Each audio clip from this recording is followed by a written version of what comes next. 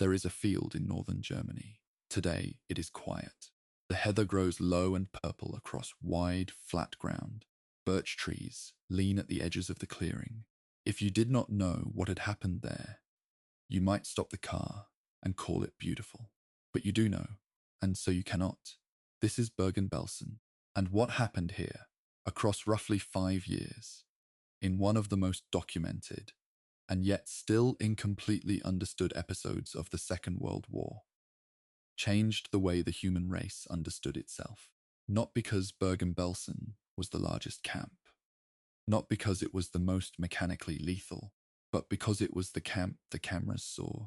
It was the camp where Allied soldiers walked through the gate and were rendered speechless, where hardened men wept, where the footage shot by British military photographers was so extreme that editors at the BBC debated, at length, whether it could be broadcast at all. What you are about to watch is not a simple story. Bergen-Belsen resists simple stories. It began not as an extermination facility, but as a prisoner of war camp. A field of barracks in the Lüneburg Heath, roughly 50 kilometers north of Hanover, built first in the spring of 1940 to hold French and Belgian soldiers. It became, by stages, an exchange camp, a recuperation camp, that word used with deliberately monstrous irony, a concentration camp, and finally a place of such catastrophic overcrowding that people were dying at a rate the living could not keep pace with. By the morning of the 15th of April, 1945, when the first British soldiers crossed the wire, there were an estimated 53,000 to 60,000 human beings inside a facility that had never been designed, provisioned, or staffed to hold more than a fraction of that number. 13,000 bodies lay unburied among the living. This is a long documentary. It is meant to be. Some stories need room. They need the patience to work backward through causes before they reach consequences. They need the space to hold a single person's name, Anne Frank, for instance, and not rush past it, because rushing past it is how we lose the meaning of everything that surrounds it. In the chapters ahead, we will start at the very beginning, not the beginning you might expect, which is 1943, and the arrival of Jewish prisoners, but the earlier and darker beginning. The field as it was in 1940, when the war was still young and Europe had not yet understood what was coming. We will move through each transformation of this place, each administrative decision, each change of purpose, each new population of the condemned, and we will track those transformations not as bureaucratic footnotes, but as human events. Because every transport list, every reassignment of camp function, every order signed by someone in an office somewhere represented real people, real weight, real hunger, real cold. We will also do something that many documentaries about this subject avoid, which is to sit inside the historiographical difficulty of Bergen-Belsen. This is a camp about which historians still argue, not about whether atrocities occurred, which is not in question, but about classification, about the particular mechanisms of death, about the degree of intention behind what happened in the final chaotic months. These debates matter. They shape how we understand the event, and in this documentary, we will not pretend they have been resolved when they have not. By the end, we will have followed this story from the first barracks post to the liberation, through the emergency medical operation that followed, through the trial at Lüneburg in the autumn of 1945, and into the long, unfinished work of memory that continues to this day. Because Bergen-Belsen did not end when the gates opened. In some ways, its most important history came after. Stay with us. Before we go further, if you have arrived at this documentary looking for context on the Second World War and the Holocaust, consider subscribing and exploring the full series this film belongs to. Every chapter here has been researched, written, and organized by hand. There is no algorithm behind this. There is a person who spent a very long time in archives, reading testimony, checking dates, weighing what the record supports against what it only suggests. That work is why this exists, and your presence here is why it continues. Chapter 1. The Field Before the Camp. Bergen-Belsen, 1940 to 1942. Before any prisoner was registered at Bergen-Belsen, before any wire was strung or guard tower erected, there was a piece of low-lying heathland in the district of Ossel in Lower Saxony. Flat, sparse, geologically sandy, the kind of ground that in wetter months holds standing water beneath a deceptively firm surface. The Wehrmacht had identified it as useful terrain as early as the first year of the war. It was far enough from population centres to be administratively convenient, connected by roads that could bear military traffic, and close enough to the rail network at Celle that logistics, the movement of men, supplies, and eventually prisoners, could be maintained without unusual effort. This was in the calculus of wartime infrastructure, an ordinary decision. Build here. It suited the map. The camp that first rose on this ground in the spring of 1940 was not, in any initial sense, sinister by the standards of the Geneva Conventions.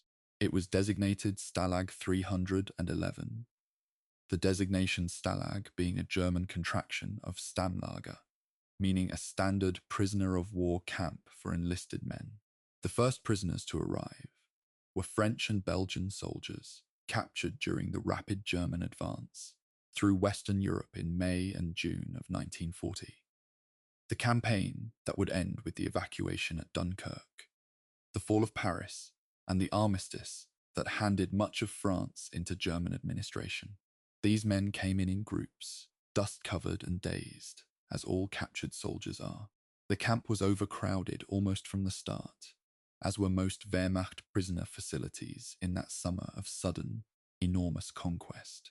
What happened in those early months was not comfortable, but it was within a recognizable frame of reference. There were established international frameworks governing the treatment of prisoners of war, and Germany, in 1940, was at least nominally observing them where Western prisoners were concerned.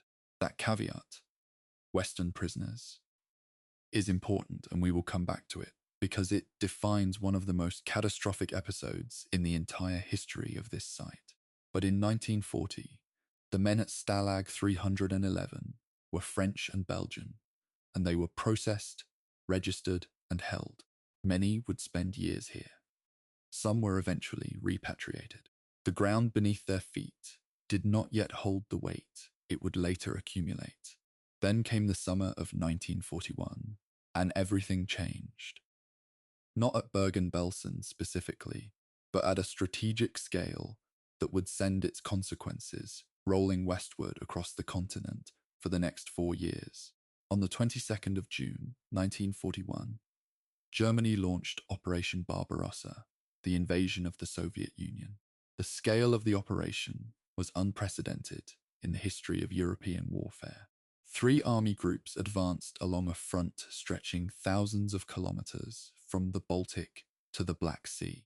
Within weeks, German forces had captured hundreds of thousands of Soviet soldiers, in some cases encircling and taking prisoner entire armies in a matter of days. At Kiev in September, the haul of prisoners from a single encirclement operation exceeded 500,000 men. Bergen-Belsen was expanded and redesignated to receive Soviet prisoners. 2 additional prisoner of war compounds were constructed adjacent to the original barracks. By autumn of 1941, more than 20,000 Soviet soldiers had been brought into the Bergen-Belsen area alone. They arrived with almost nothing. Many had been marching for weeks, their uniforms inadequate for the autumn cold of northern Germany. Their rations consisting of near-starvation level portions, if they received any at all. The Wehrmacht's prisoner of war administrative apparatus had not been designed to handle this volume of captives. More honestly, it had not been asked to.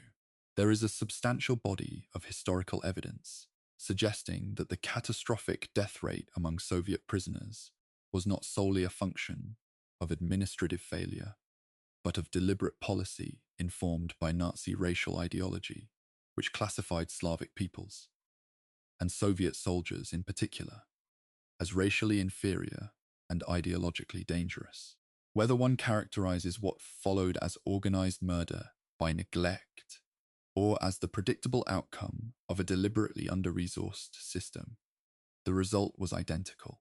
Within a year, more than 41,000 Soviet soldiers had died at Bergen-Belsen. 41,000 men in one location in approximately 12 months. Many had nowhere to sleep except pits they had dug in the sandy heath with their own hands. There was not enough food. There was not enough clean water. The sanitation infrastructure was non-existent for the population it was expected to serve. Typhus, dysentery, and starvation killed, at a rate the camp's administrative staff did not even attempt to manage. The bodies were buried in mass graves on the camp's perimeter. This fact sits at the entrance to every subsequent chapter of Bergen-Belsen's history, and it is worth pausing here to make sure it is not lost.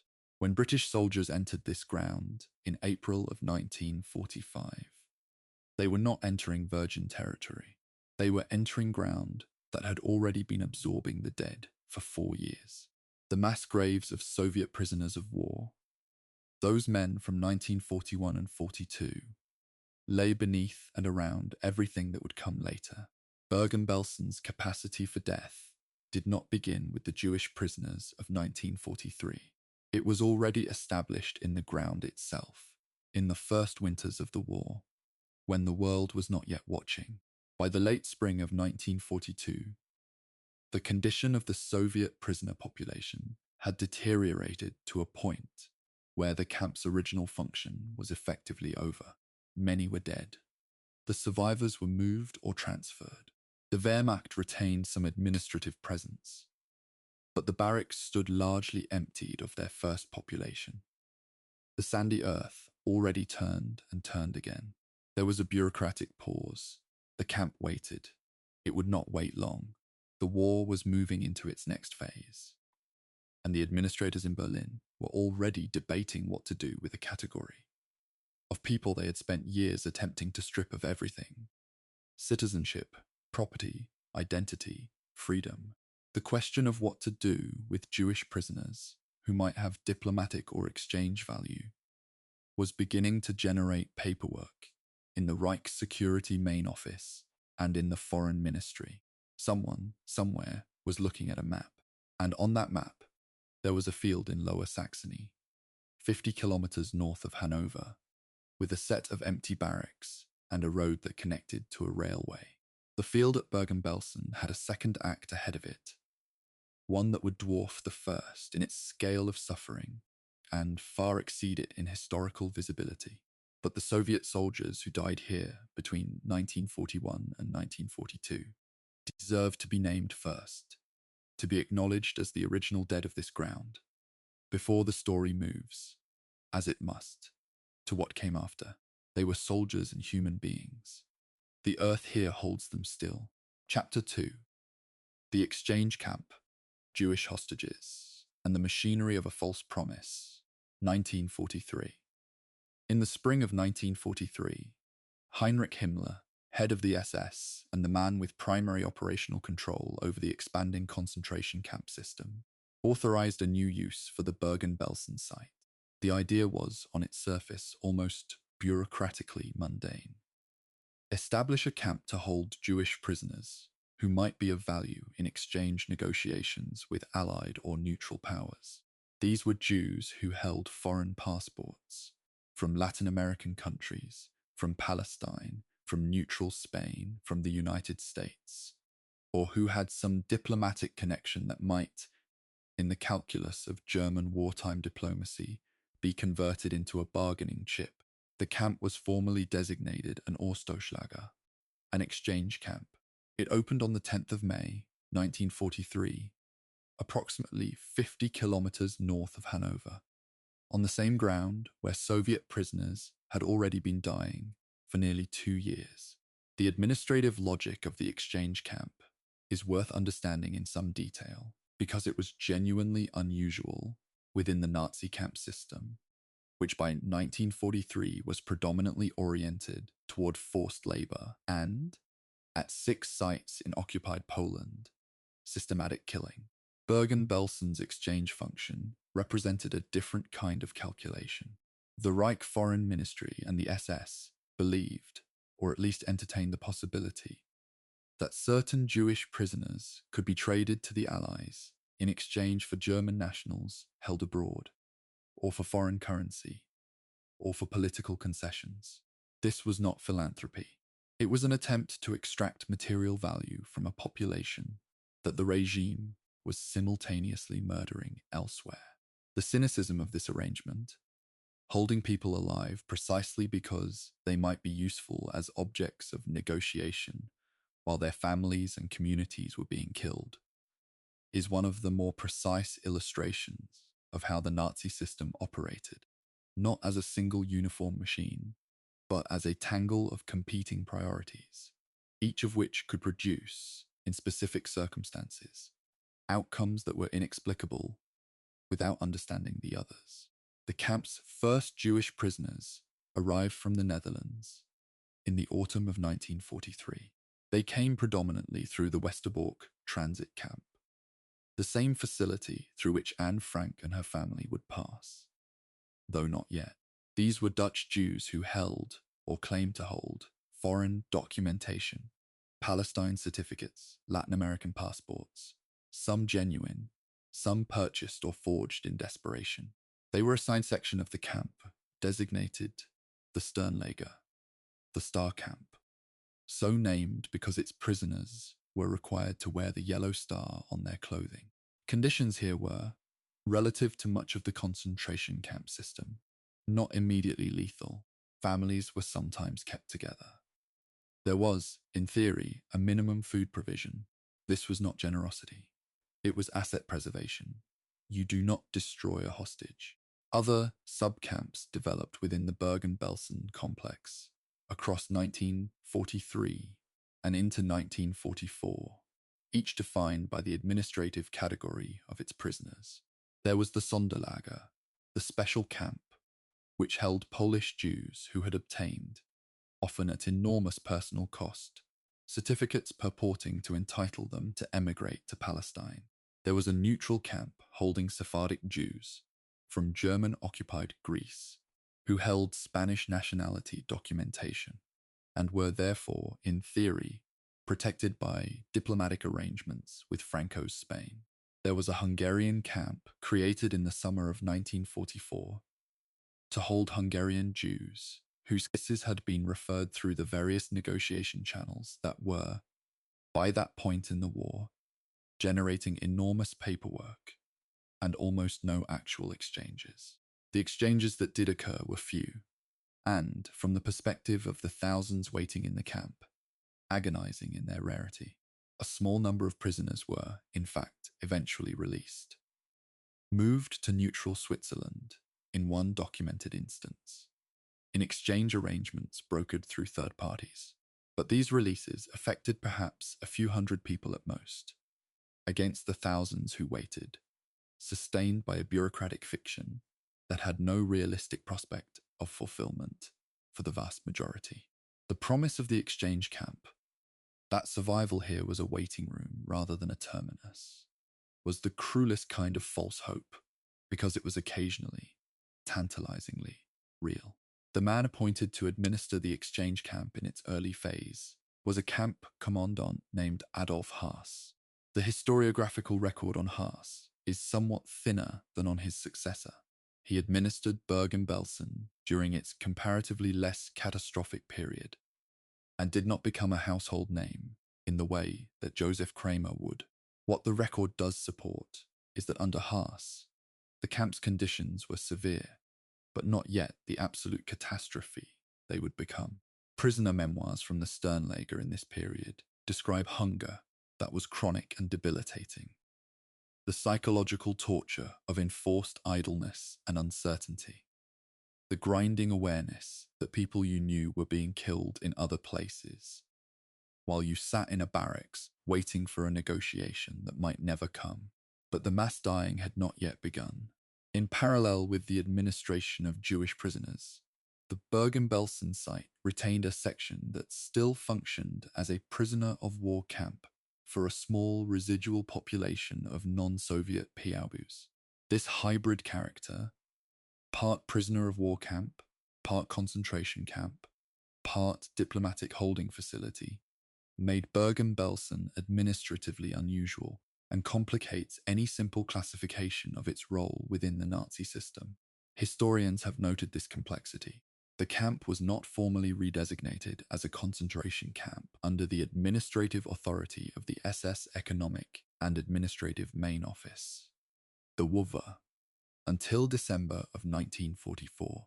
For much of its existence, it occupied a grey zone that defied the bureaucratic categories the Nazi system usually imposed. By the end of 1943, the prisoner population had grown to several thousand.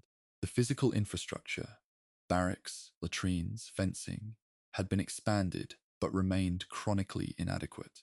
Food supply was routed through the same Wehrmacht provisioning channels that had already failed the Soviet prisoners so catastrophically. And there is no evidence that the Jewish prisoners of the exchange camp received meaningfully better provisioning despite their designated status. The cold of the northern German winter was a constant. The barracks leaked. The uncertainty of each prisoner's fate was total. There is something historically important about sitting with the exchange camp phase of Bergen-Belsen without rushing toward the catastrophes of 1945. Those catastrophes are real and must be examined. But the exchange camp phase illustrates something that is sometimes obscured in discussions of the Holocaust. The degree to which the Nazi system, even in the midst of systematic mass murder, maintained elaborate administrative fictions about the value of individual Jewish lives, when those lives could be turned to some instrumental purpose. People were kept alive here, not because of any human recognition of their worth, but because they might be useful. That calculus, and what it implies about the ideological and bureaucratic logic that produced it, is worth holding in mind throughout every subsequent chapter. The field had a new population now, new voices, new languages, new children's faces pressed to the gaps in the barracks boards. And somewhere in Amsterdam, a family was still in hiding, not yet aware that they would eventually arrive here.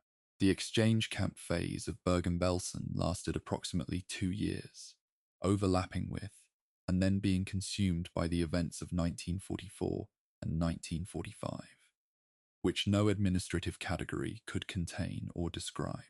Chapter 3, The Recuperation Camp, a name that meant its opposite, Spring 1944. In March of 1944, the SS formally redesignated a portion of Bergen-Belsen as an Erholungslager, a recuperation camp. The word recuperation, in German as in English, implies recovery. It implies a place where the sick are brought to get better. This was not what an Erholungslager meant in practice.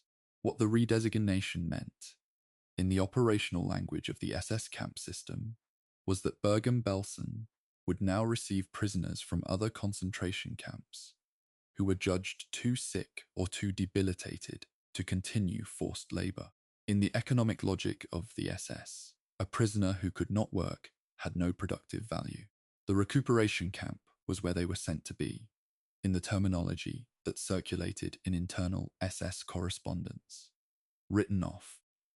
To understand why this designation mattered, and why it would begin the process of transforming Bergen-Belsen from a manageable, if cruel, holding facility into something approaching a catastrophe, you need to understand the scale of the SS concentration camp system. By the spring of 1944, there were dozens of major camps and hundreds of subcamps spread across the German Reich and occupied Europe. They held hundreds of thousands of prisoners, performing forced labor for German industry, agriculture, and military construction. The conditions in these camps varied, but were broadly characterized by severe malnutrition, brutal physical treatment, inadequate clothing, minimal medical care, and death rates that would have been considered scandalous in any peacetime civilian context. The prisoners sent to Bergen-Belsen as recuperating patients were, in the overwhelming majority of cases, people who had already been broken by months or years of this system. Many were suffering from tuberculosis, dysentery, or the general wasting condition that camp physicians documented under the clinical euphemism of cachexia, starvation-related systemic collapse.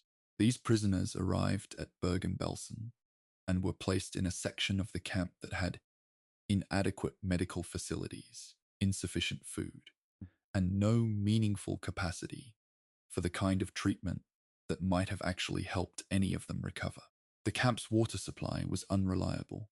The latrines were grossly insufficient for the numbers now present. What happened next was therefore not a medical mystery. People died. The recuperation camp became, in practice, a disposal mechanism. This was understood, in at least some degree, by the people administering it. The documentation suggests that the designation was chosen precisely because it was administratively convenient.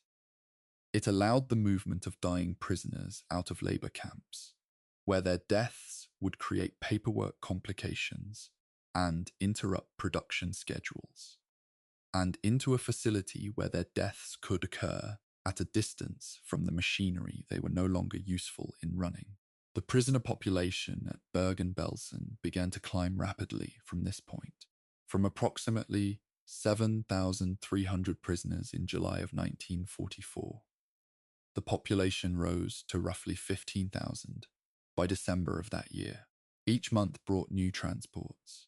The barracks, already strained by the exchange camp population, were now being asked to absorb an entirely different category of prisoner.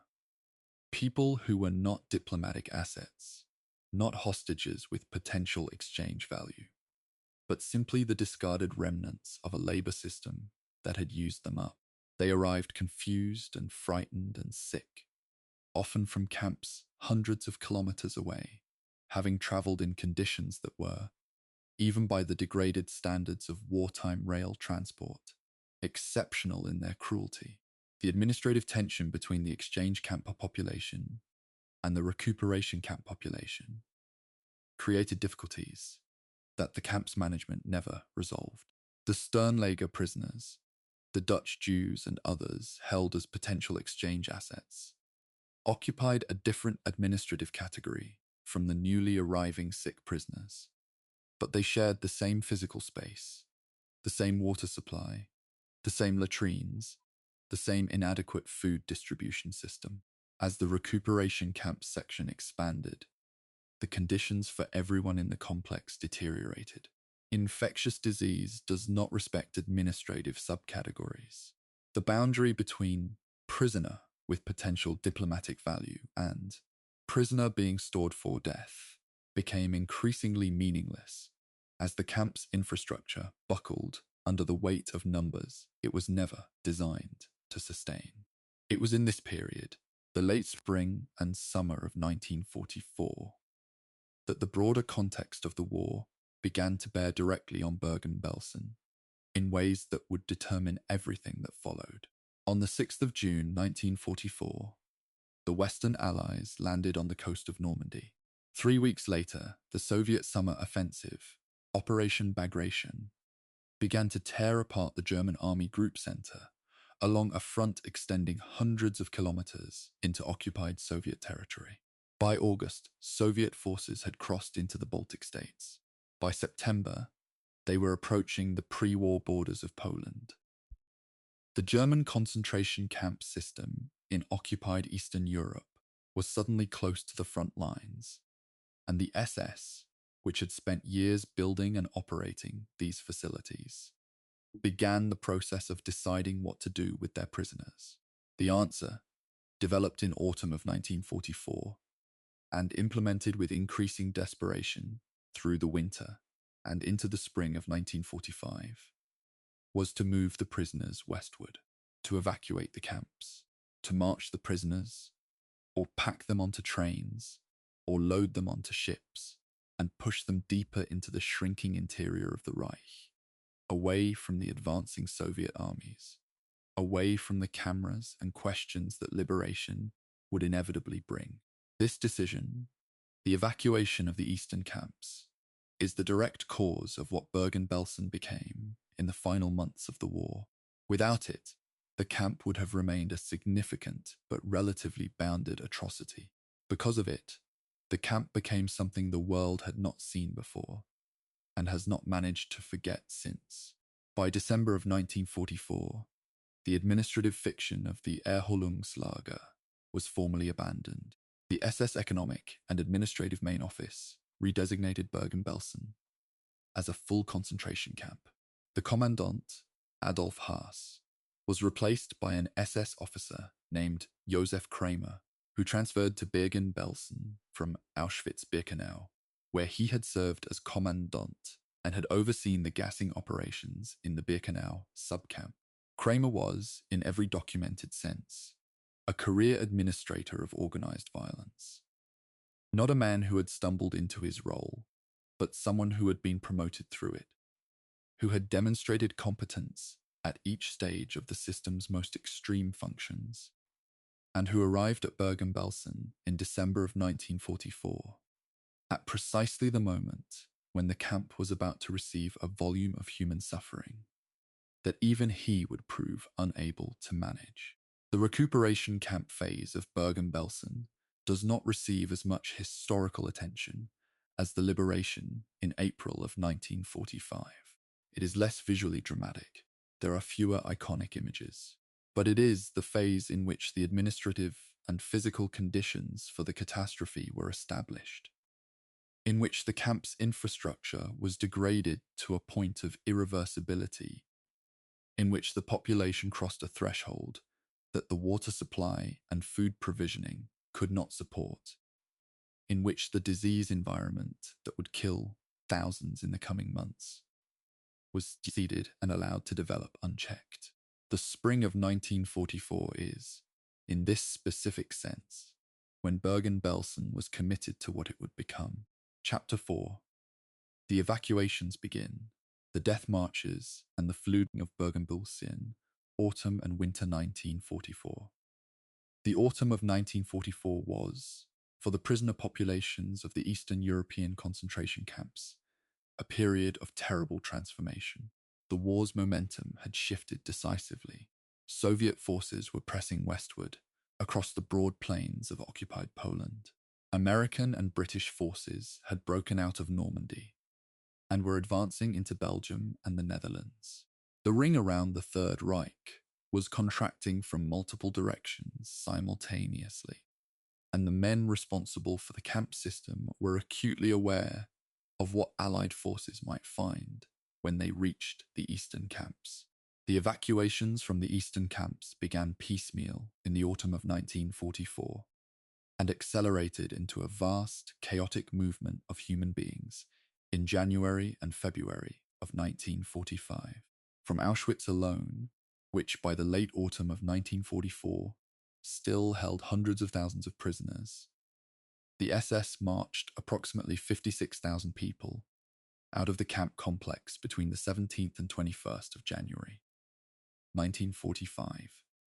As Soviet forces approached, they marched them westward through Upper and Lower Silesia in the brutal cold of a Central European winter. The prisoners were inadequately clothed, inadequately fed, and driven forward by armed guards with orders to shoot those who could not keep pace. At least 9,000, and by some estimates as many as 15,000, Auschwitz prisoners died on those evacuation marches before ever reaching any destination. Bergen-Belsen was one of those destinations.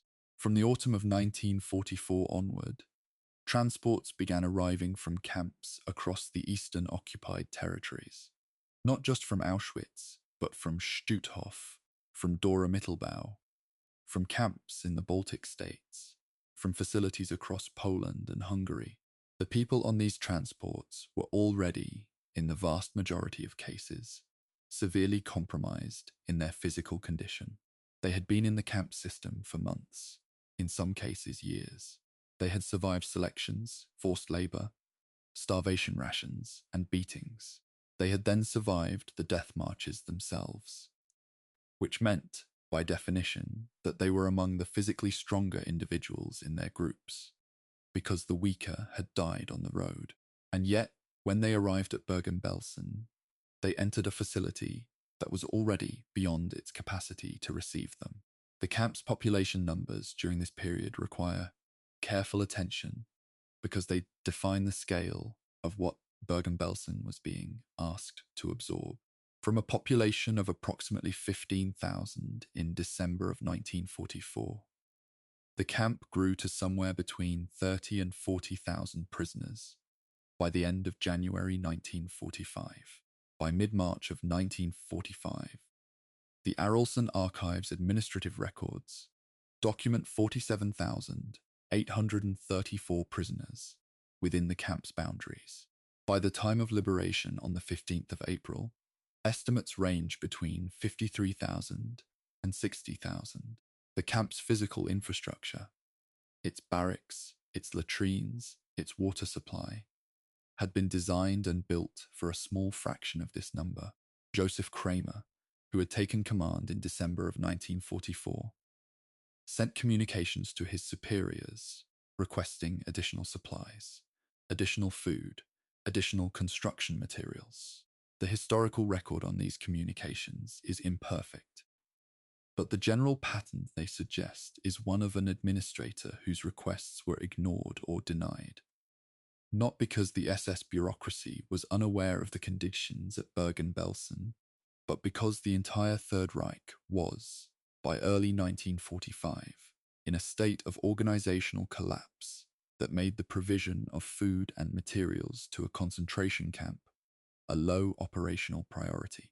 Supply lines had been disrupted by Allied bombing. The rail network was under constant attack. The administrative apparatus that had once efficiently moved food, ammunition, and industrial supplies across the Reich was disintegrating under the pressure of simultaneous military crises on every front. None of this diminishes Kramer's personal culpability, which was substantial and would be fully examined at trial. But understanding the systemic context is essential to understanding how Bergen-Belsen became what it became in those final months. Not through a single decision or a single act of evil will, but through the convergence of a deliberately murderous camp system, a collapsing military empire, and a policy of forced evacuation that poured hundreds of thousands of already dying people into facilities that could not hold them. The death toll at Bergen-Belsen in the final months of the war was, in the most precise historical sense, both deliberately produced and catastrophically uncontrolled. A combination that is difficult to fit into simple moral or legal categories, which is perhaps why the lawyers at the Lüneburg trial worked so hard to establish the applicable frameworks. Among those arriving at Bergen-Belsen in the autumn of 1944 were two sisters, 15 and 19 years old, transferred from Auschwitz as part of the camp evacuations. They had arrived at Auschwitz on a transport from Westerbork in the Netherlands in September of 1944, the last transport from Westerbork to Auschwitz, the one that carried 1,019 Jews, including the residents of a certain secret annex on a canal street in Amsterdam. The sisters were Anne and Margot Frank. They arrived at Bergen-Belsen in early November of 1944. We will spend more time with Anne Frank's story in a later chapter, as it deserves, because it is both an individual tragedy of devastating clarity and a historiographical challenge, in that the precise details of her last months are known only through the accounts of other survivors, rather than through her own writing, which ended when she was arrested. But her arrival at Bergen-Belsen in November of 1944 places her within the wave of Auschwitz evacuees who transformed this camp in that period. She was one of tens of thousands arriving in the same weeks.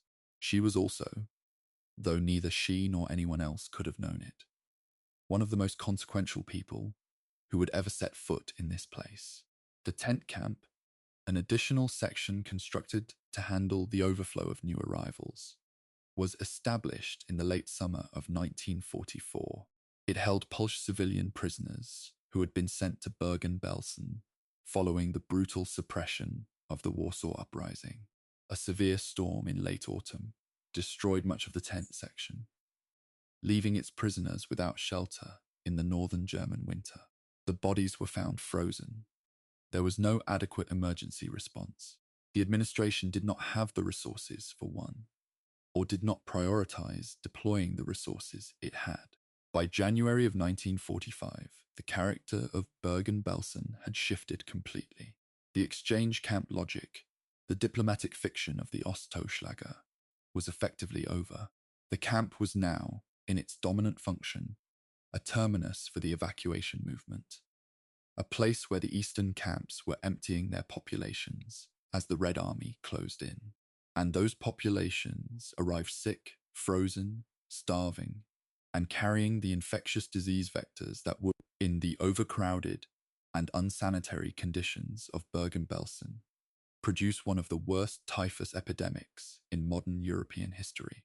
The spring was coming, but in the barracks at Bergen-Belsen, the dying had already accelerated to a pace that no one, not the prisoners, not the guards, not the administrators, had any mechanism to stop. Chapter 5. Anne Frank and the Human Face. One Life in the Archive. There is a problem with historical scale. When we speak of tens of thousands of deaths, of hundreds of thousands of evacuees, of millions of victims across the entire span of the Holocaust, the numbers have a flattening effect. They are so large that the human mind, which evolved to recognize and respond to the suffering of individuals, of faces, of names, begins to process them as abstractions.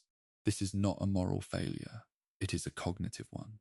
And it is, for historians and documentary makers, a problem that must be actively worked against. Anne Frank is the most well-known individual victim of the Holocaust. Her diary, first published on the 25th of June, 1947, under the Dutch title Het Achterhuis. The secret annex has been translated into dozens of languages and read by tens of millions of people. Her face is, almost certainly, the single most widely reproduced image associated with the Holocaust in the entire world. And Bergen-Belsen is the place where she died, not Auschwitz, where she arrived in September of 1944, but Bergen-Belsen, where she was transferred in early November of that year, and where she died of typhus in February or March of 1945, at the age of 15. For this documentary, Anne Frank's story serves a specific function.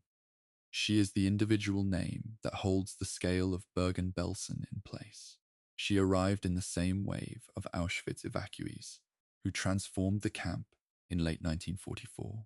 She experienced the conditions of the Sternlager and the women's camp in the precise months when the camp's infrastructure was collapsing under the weight of the evacuation transports. Her death, just weeks before liberation, places the entire arc of Bergen-Belsen's history in a single, terrible focus. She was 15 years old. British soldiers were roughly 100 kilometers away. Anne Frank was born on the 12th of June, 1929, in Frankfurt am Main. Her family moved to Amsterdam in the early 1930s, as conditions in Germany deteriorated for Jewish families. She was a child when the German occupation of the Netherlands began in May of 1940.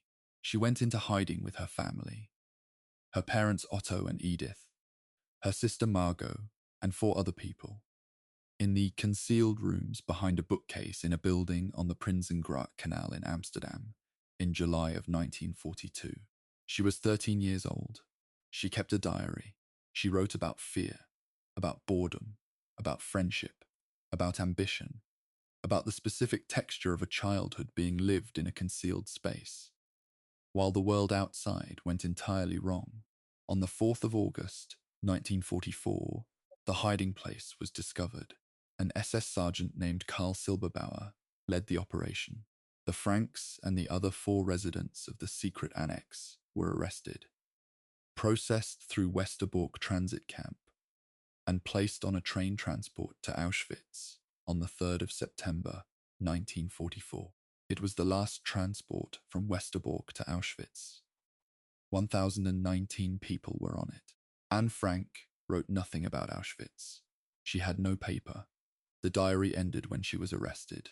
What happened to her at Auschwitz is known through the accounts of other survivors who were there at the same time. At the Birkenau arrival ramp, men and women were separated. Otto Frank, Anne's father, went to the men's side and would not see his daughters again. Anne and Margot were selected for labor. They were young and had not yet been destroyed by years of camp conditions. They received prisoner numbers, though the specific numbers have not been preserved in the historical record. They were tattooed, as all new Auschwitz arrivals selected for labor were. In early November of 1944, as the SS began the evacuation of Auschwitz in anticipation of the Soviet advance, Anne and Margot Frank were transferred to Bergen-Belsen. They arrived in a camp that was already, by that point, in a state of severe overcrowding.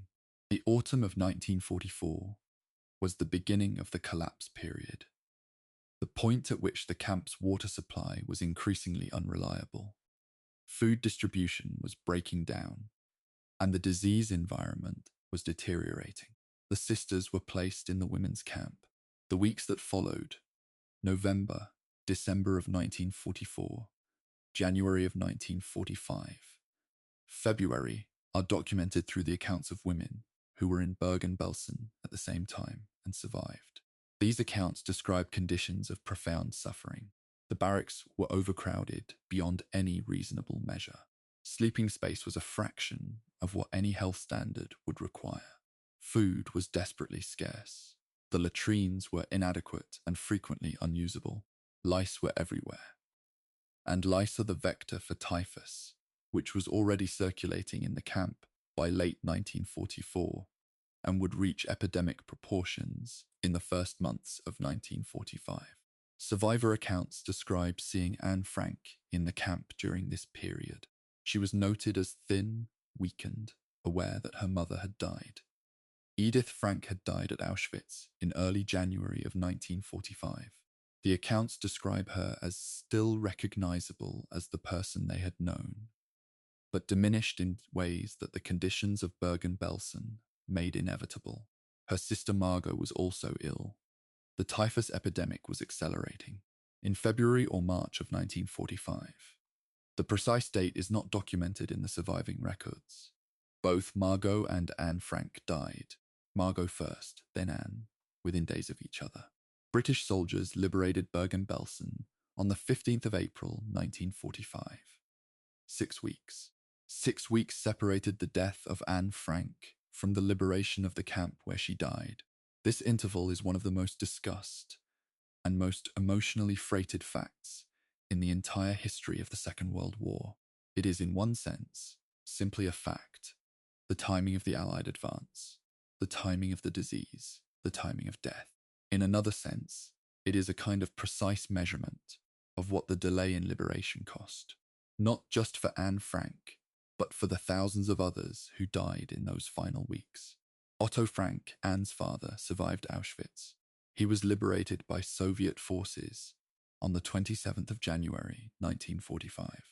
When he eventually learned that his daughters were dead, one of his employees, Miep Gies, who had helped hide the family, gave him Anne's diary entries, which she had preserved after the arrest. Otto Frank spent the rest of his life ensuring his daughter's words were read. Het Achterhuis was published 2 years after the liberation of Bergen-Belsen, and it has never gone out of print. Anne Frank's diary is the first encounter many people have with the history of the Holocaust. That is an enormous weight for a single document to carry, and historians have debated at length both its value and its limitations as an entry point into this history. It captures one family's experience in hiding with extraordinary intimacy and emotional precision. What it cannot capture, what no single document can, is the full scale of what surrounded that family. The history of Bergen-Belsen is part of that surrounding context.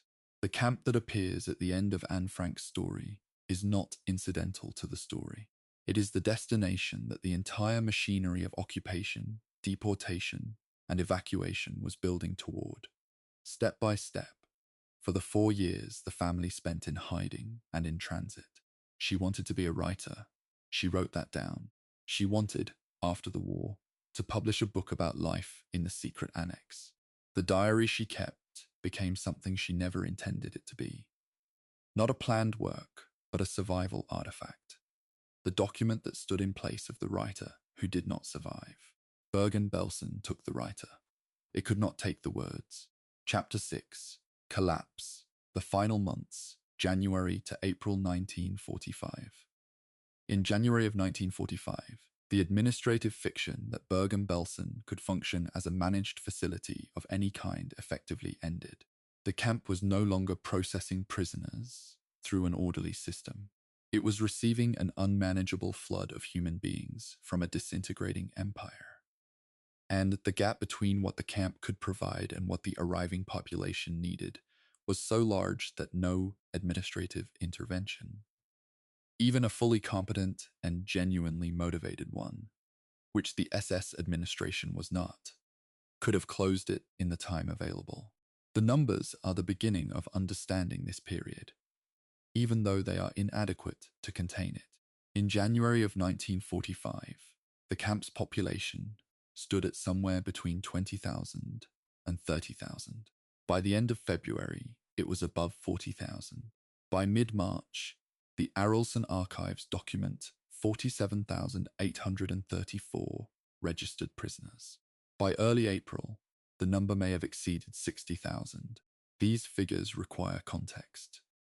The barracks at Bergen-Belsen had been built at various points in the camp's history to accommodate between 8,000 and 10,000 people with any reasonable provision of sanitation and food. The gap between design capacity and actual population in March of 1945 was approximately 5 to 1. The typhus epidemic that had been building since late 1944 reached its catastrophic peak in the early months of 1945. Typhus is a bacterial disease transmitted by body lice, specifically by the bacterium Rickettsia prowazekii, carried in louse feces. It causes fever, severe headaches, a characteristic rash, and, in untreated cases, organ failure and death. Its transmission is directly linked to overcrowding, inadequate sanitation, and the inability to wash clothing or bedding. Bergen-Belsen, in January of 1945, provided every condition required for a typhus epidemic of the worst possible scale. The lice were everywhere. The barracks were so crowded that people could not lie down flat. There was no reliable water for washing. The latrines were overflowing, had collapsed, or were simply too few to serve the population. In March of 1945 alone, 18,000 people died at Bergen-Belsen. 18,000 in a single month, in a camp that, just 18 months earlier, had held fewer than 10,000. Joseph Kramer's administration of this period is a subject of considerable historical discussion. The evidence presented at the Lüneburg trial made clear that Kramer was aware of the conditions in the camp, that he received requests from subordinates for additional supplies and medical assistance, and that he did not take meaningful action to address the crisis.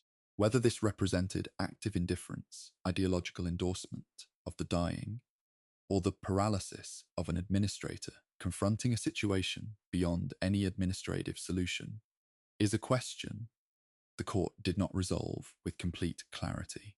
What the court did establish was that Kramer bore command responsibility for the conditions under which prisoners in his care died, and that those conditions constituted a war crime. The women's camp in this period deserves specific attention, because the conditions there were, by multiple survivor accounts, even worse than in the general camp. The women's section had been expanded repeatedly to accommodate the waves of evacuees, and by early 1945, it had a population entirely disproportionate to its space. Irma Gress, who had transferred to Bergen-Belsen from Auschwitz in March of 1945, was operating as a senior supervisor in the women's camp in the final weeks before liberation. Gries, born in October of 1923, had entered the SS concentration camp system at Ravensbrück in the summer of 1942, at the age of 18. She had served at Auschwitz, where survivor accounts describe a pattern of extreme cruelty toward prisoners, behavior that would be examined at length during the Lüneburg trial and would result in her execution at the age of 22. Her presence at Bergen-Belsen in those final weeks added a layer of active menace to the conditions that the epidemic and starvation were producing on their own. The food supply, already inadequate for the camp's population, in the autumn of 1944, effectively collapsed in the first months of 1945. Bread deliveries became irregular, then near non-existent. The camp kitchen could not produce sufficient food for even a fraction of the population. There are accounts, recorded in survivor testimony and in the reports of the first British officers to enter the camp, of prisoners who had not received any food for multiple consecutive days before liberation. The starvation that this produced was not gradual. By mid-February of 1945, prisoners were dying of hunger in large numbers, compounding the typhus death toll. The water supply was a separate and parallel crisis. Bergen-Belsen's water system had never been adequate for the population it eventually held, and by early 1945, the pumps were failing under the load placed on them. The British relief operation that followed liberation would identify the restoration of water supply as one of its first and most urgent priorities. But before liberation, the failing water supply meant that prisoners dying of thirst were lying next to prisoners dying of disease, in barracks where there was no space to move and no space to bury the dead outside quickly enough to prevent the further spread of infection. By the beginning of April, the camp administration had, in a functional sense, ceased to operate. The SS guards were still present, but were not distributing food, not maintaining even the residual bureaucratic functions of registration and record keeping, not performing any of the tasks that might have constituted camp management in any meaningful sense. What was happening was not administration. It was the terminal disintegration of a system, under the weight of everything it had produced. The commandant and the guards knew that Allied forces were approaching. On the 12th of April, German and British military representatives concluded an agreement. Bergen-Belsen would be surrendered peacefully, without combat, in exchange for the British honouring a demilitarized zone around the camp. The British agreed. The paperwork was signed. 3 days later, on the 15th of April, 1945, soldiers of the 63rd Anti-Tank Regiment and the 11th Armoured Division of the British Army arrived at the camp. They crossed the wire. They walked through the gate. What they found there, the tens of thousands of living prisoners, the 13,000 unburied dead, the smell, the silence, the scale of suffering compressed into a few dozen hectares of North German heath, was so far beyond anything in their frame of reference that, by every account they were not prepared to speak about it immediately. Several of them spent the rest of their lives trying to find words adequate to what they had seen. The collapse of Bergen-Belsen in those final months was not, in the end, the result of any single decision or any single failure. It was the accumulation of everything described in the preceding chapters. The original degradation of the site by the treatment of Soviet prisoners, the cynical instrumentalism of the exchange camp, the deliberate dumping of dying prisoners in the recuperation phase, the evacuation policy that poured the broken remnants of the Eastern camp system into a facility with no capacity to receive them, the epidemic that followed as a mechanical consequence of those conditions, and the administrative abandonment of the final weeks. Each decision flowed from the one before it. Each failure compounded the last. When the British soldiers opened the gate on the 15th of April, 1945, they were not just witnessing the end of a single camp. They were looking at the end point of a logic, a set of ideas about who mattered and who did not, about whose lives were worth sustaining and whose were available for disposal, that had been operating with systematic efficiency for more than a decade. The cameras were rolling, and the world was about to see. If this documentary has moved you, leave a comment below. Even just the name of a person you're thinking of after watching this. History is not abstract, it is personal. And the work of keeping it personal, of refusing to let it become a number on a screen, is work that belongs to everyone who watches something like this and chooses not to look away. Subscribe to continue with the remaining chapters. We are only 6 chapters into a 15-part history of one of the most consequential sites of the 20th century. The story is not over. Chapter 7. The 15th of April, the day the gate opened. There are days in history that function as thresholds, moments after which the world, or at least the world's understanding of itself, is not quite the same as it was before. The 15th of April, 1945, is one of those days. Not because it was the day the war ended. The war in Europe would continue for another 3 weeks, until the 8th of May, when Germany's unconditional surrender took effect. Not because it was the largest or most militarily significant event of that particular week, but because it was the day that cameras and uniformed soldiers of a democratic country walked through the gate of Bergen-Belsen concentration camp. And what they found there was photographed, filmed, and eventually broadcast to a world that had been receiving fragmentary, disputed, and often disbelieved reports of what the Nazi camp system actually was. The military context matters.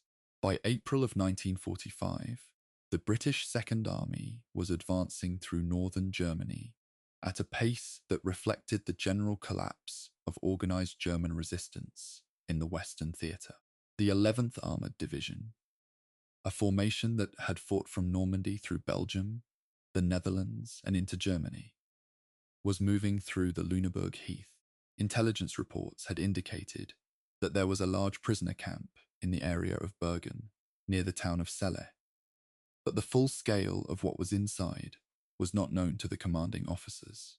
The negotiated handover agreement, concluded on the 12th of April between German and British military representatives, had been primarily a military convenience, a way of securing the area without combat that might endanger both soldiers and civilians. The Germans had been explicit that there was a typhus epidemic inside the camp, and that this posed a hazard to approaching troops. The British had accepted this information and had agreed to maintain the demilitarized zone. What they had not fully understood, because the German representatives had not communicated it, and because nothing in their experience gave them a framework for it, was the scale of suffering they were about to encounter. The soldiers who entered Bergen-Belsen on the afternoon of the 15th of April, 1945, were not medical personnel. They were soldiers, members of an armored and anti-tank regiment, men trained for a different kind of encounter entirely. They drove through the gate into a space that assaulted every sense simultaneously. The smell was the first thing they described in their accounts, and it is the element that recurs most consistently across dozens of testimonies left by soldiers who were present that day. It was a smell that had no precedent in their experience, the combined product of death, disease, unwashed human bodies, failed sanitation, and weeks of unburied decay compressed into a bounded space.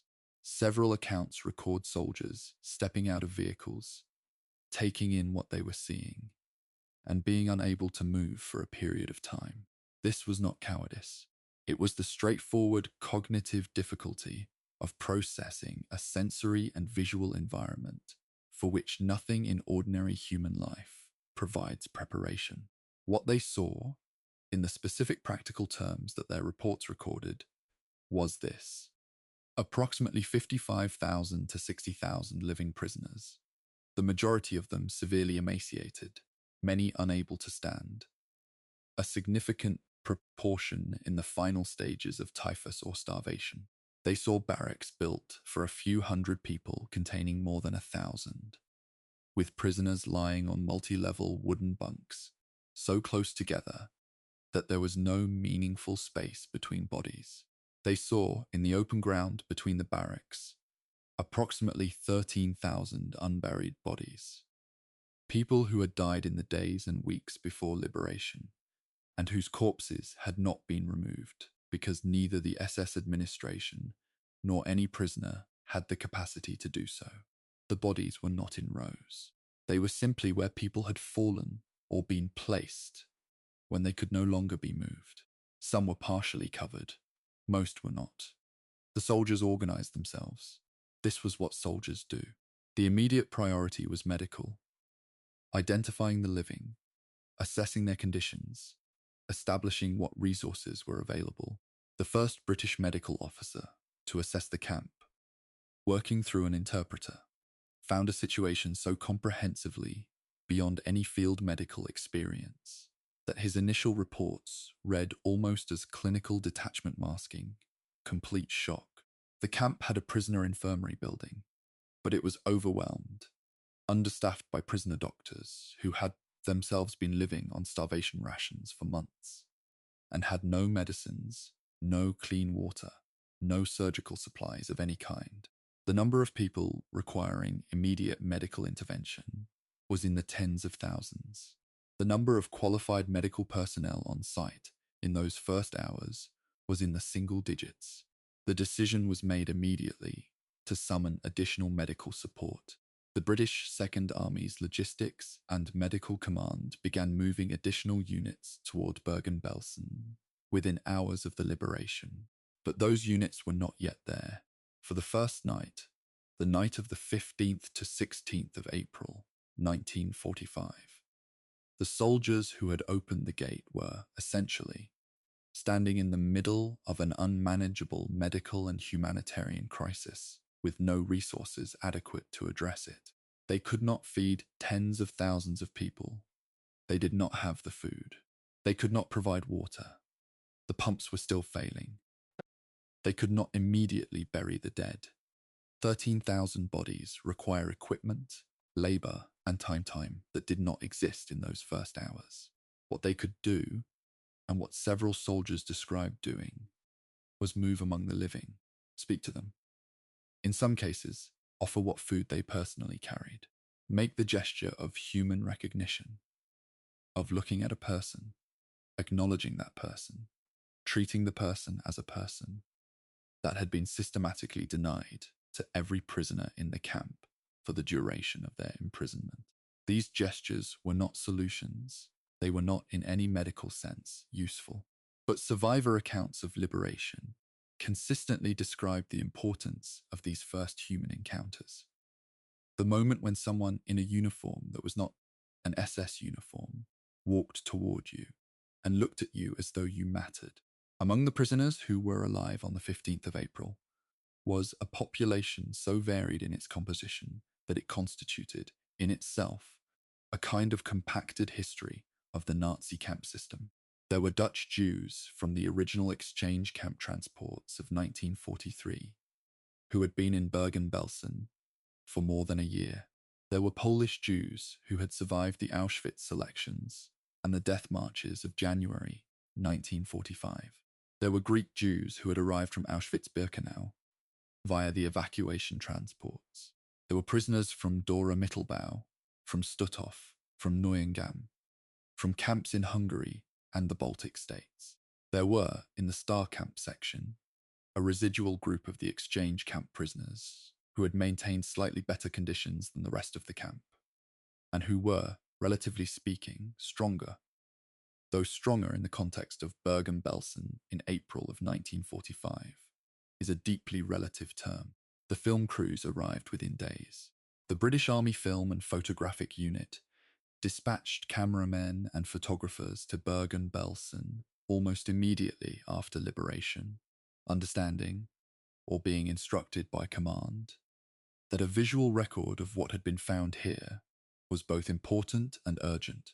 The footage they shot is the footage that would eventually be broadcast by the BBC, shown in cinemas across Britain and the United States, displayed to German civilians in the weeks and months that followed, and preserved in archives where it remains today.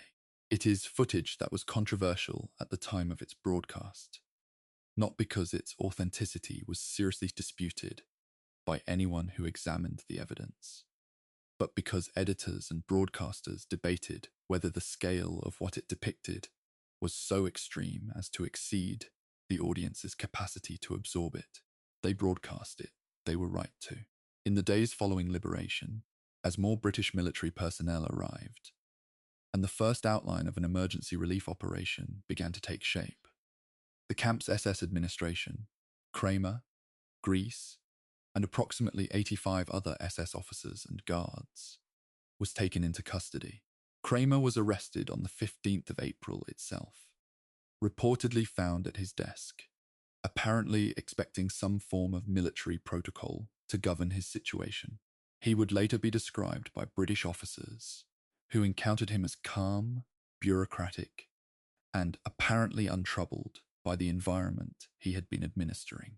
Whether this reflected genuine psychological detachment, ideological conviction, or a strategic calculation about how to present himself to his captors is not something the record resolves. What the record does resolve is that his calmness, whatever its source, had no connection to anything that could be called remorse. Chapter 8. The Relief Operation. Medicine Against a Catastrophe. April to June 1945. The liberation of Bergen-Belsen was, from a military perspective, an event lasting hours. The relief operation that followed lasted months, consumed the efforts of hundreds of medical and military personnel, and constitutes one of the most complex and genuinely harrowing humanitarian interventions in the history of the Second World War.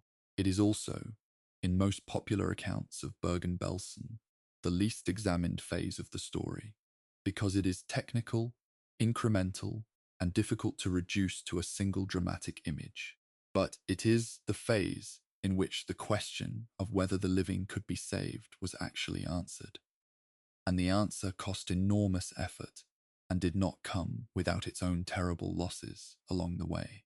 The initial medical assessment of Bergen-Belsen, conducted by the first British medical officers on site in the hours following liberation, produced numbers that redefined what a medical emergency looked like. Of the approximately 55,000 prisoners alive at liberation, it was estimated that around 10,000 were in such critical condition that they would die within days without immediate intervention. A further 20 to 30,000 required urgent medical attention. The remaining prisoners, those who had survived in relatively better condition, primarily those from the earlier exchange camp sections who had been in the camp longer and had paradoxically adapted to its conditions, were malnourished and medically compromised but capable of movement. The immediate priority medically was the critically ill. The typhus epidemic was the dominant medical challenge, and it was an extremely difficult one. Typhus treatment in 1945 required nursing care, adequate hydration, and the management of fever, none of which could be provided in the camp's existing facilities, which were filthy, overcrowded, and structurally inadequate. The first practical decision of the relief operation was therefore to move patients out of the barracks and into facilities where they could actually be treated. A nearby German military barracks, the Panzer Training School at Bergen, roughly 1 kilometer from the concentration camp, was requisitioned for use as a hospital. The process of moving patients there began immediately after liberation and continued for weeks. The problem was that many patients were too sick to be moved safely, and the transport itself, in the crude conditions available, killed some of those being moved.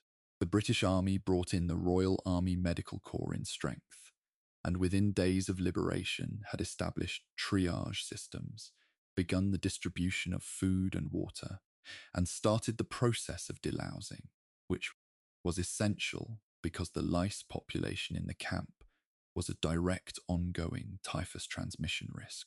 Delousing was carried out using DDT powder, which was applied to prisoners' bodies and clothing. DDT in 1945 was understood as the most effective available tool against louse infestation, and its use in this context was not controversial at the time, though its long-term health implications would become a significant area of research in subsequent decades.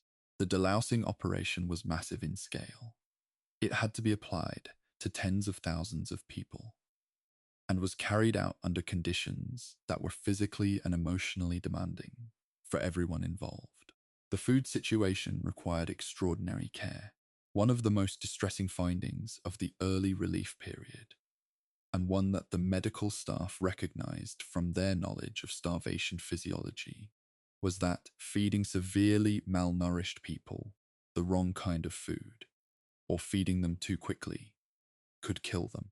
Refeeding syndrome, which occurs when a starved body is given a sudden influx of carbohydrates and the resulting metabolic shift causes organ failure, was a genuine risk for thousands of Bergen-Belsen's prisoners. The medical teams developed and refined feeding protocols specifically for the camp's conditions, beginning with easily digestible liquids, progressing to soft foods, carefully managing the pace of nutritional recovery. This meant that in the first days after liberation, prisoners who were hungry beyond any ordinary comprehension were being given deliberately small amounts of food by people who were trying to save their lives by not feeding them more. The psychological complexity of that situation, for both the prisoners and the medical staff, is almost impossible to fully articulate. The death toll continued after liberation. This is the fact that most general histories of Bergen-Belsen mention but do not dwell on because it complicates the liberation narrative in ways that are emotionally difficult to hold alongside the images of soldiers opening gates. Approximately 13,000 people died at Bergen-Belsen after the 15th of April, 1945. They died of typhus, of starvation-related organ failure, of tuberculosis, of conditions that had been developing for months before the British arrived, and that no intervention could reverse in time. The daily death rate in the weeks immediately following liberation was still in the hundreds. The British medical teams worked against this tide with everything they had, and they reduced it significantly. The death rate that would have occurred without any intervention was, by all medical estimates, catastrophically higher than what actually happened. But people continued to die. That is the reality of what the camp had done to its prisoners' bodies in the months before liberation. The Hungarian Red Cross and representatives of international relief organizations began to arrive in the days following liberation, adding personnel and supplies to the British military effort. Student volunteers from nearby universities were recruited. German medical personnel were conscripted, compelled under military authority to assist with the relief operation, an arrangement that produced significant documentation in the form of German medical reports and administrative records that would later prove useful in historical reconstruction. The German medical personnel assigned to the camp were required to work alongside British military doctors, treating prisoners whom the Nazi state had been systematically trying to kill. The historical accounts of this arrangement are notable for the range of responses it produced among the German physicians involved. Responses that historians have examined as a small-scale laboratory of post-war German reckoning with the crimes of the regime. The physical barracks of the concentration camp itself presented a separate and ultimately irresolvable problem. The buildings were so contaminated, structurally impregnated with lice, bacteria, human waste, and the residue of months of catastrophic overcrowding, that they could not be cleaned to any standard that would make them safe to inhabit. The decision was made to burn them, as each barracks building was cleared of its surviving occupants, moved to the hospital facilities at the Panzer Training School. It was burned to the ground. The burning of the Bergen-Belsen barracks was carried out systematically through May and June of 1945, and British military film footage recorded the process. The last hut was burned on the 21st of May, 1945. A British officer filmed the event. An SS flag that had flown over the camp was ceremonially burned alongside the final barracks. The unburied dead required immediate action from the first day.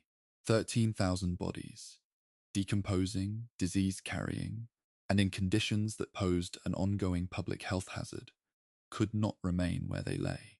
The British command ordered that the SS guards and camp staff, who had been taken prisoner, assist in the burial of the dead. This was deliberate. It was understood as an act of forced confrontation, a requirement that those who had administered the conditions that produced these deaths participate in their aftermath. There is extensive film footage of SS guards carrying bodies to mass graves dug on the camp's perimeter, working under the supervision of British soldiers. Whatever psychological or moral effect this had on the individuals involved is not consistently documented, but the intention behind the order was clearly punitive as well as practical. By the end of June of 1945, Bergen-Belsen had been transformed from a death site into something new and different. A displaced persons camp. The survivors, those who had lived through the liberation period and the relief operation, were now in a very different position. They were free. They were, in many cases, recovering physically, but they had nowhere to go. The countries they had come from were occupied, damaged, or governed by regimes that had been complicit in their persecution. Many of them were the last surviving members of their families. The camp structures had been burned, the SS had been arrested, and the survivors were living in the former German military barracks at Bergen, beginning the incomprehensible process of asking what came next. The relief operation at Bergen-Belsen was, in the end, both a triumph and a tragedy. It was a triumph because it worked. The death rate was reduced. Thousands of people who would otherwise have died were saved, and an emergency infrastructure was assembled from almost nothing, in days rather than weeks. It was a tragedy because thousands of people died after liberation who might have lived if the camp's conditions had been addressed even a few weeks earlier, and because the conditions that made the relief operation necessary were not the result of any natural disaster, any epidemic that arose without human cause, or any shortage of resources that the German state actually lacked. They were the result of deliberate decisions accumulated over years, by people who are in some cases identifiable by name. Chapter 9. The perpetrators, who ran Bergen-Belsen and what happened to them.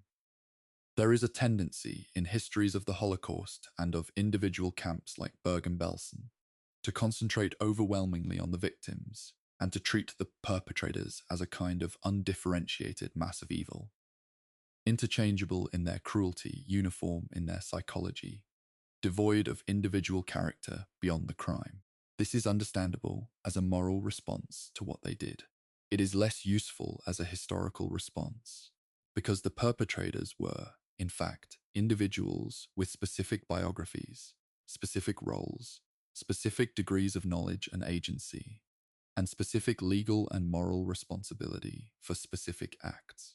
Understanding who ran Bergen-Belsen, who made the decisions, who carried them out, who stood by and did nothing, is not an exercise in rehabilitation.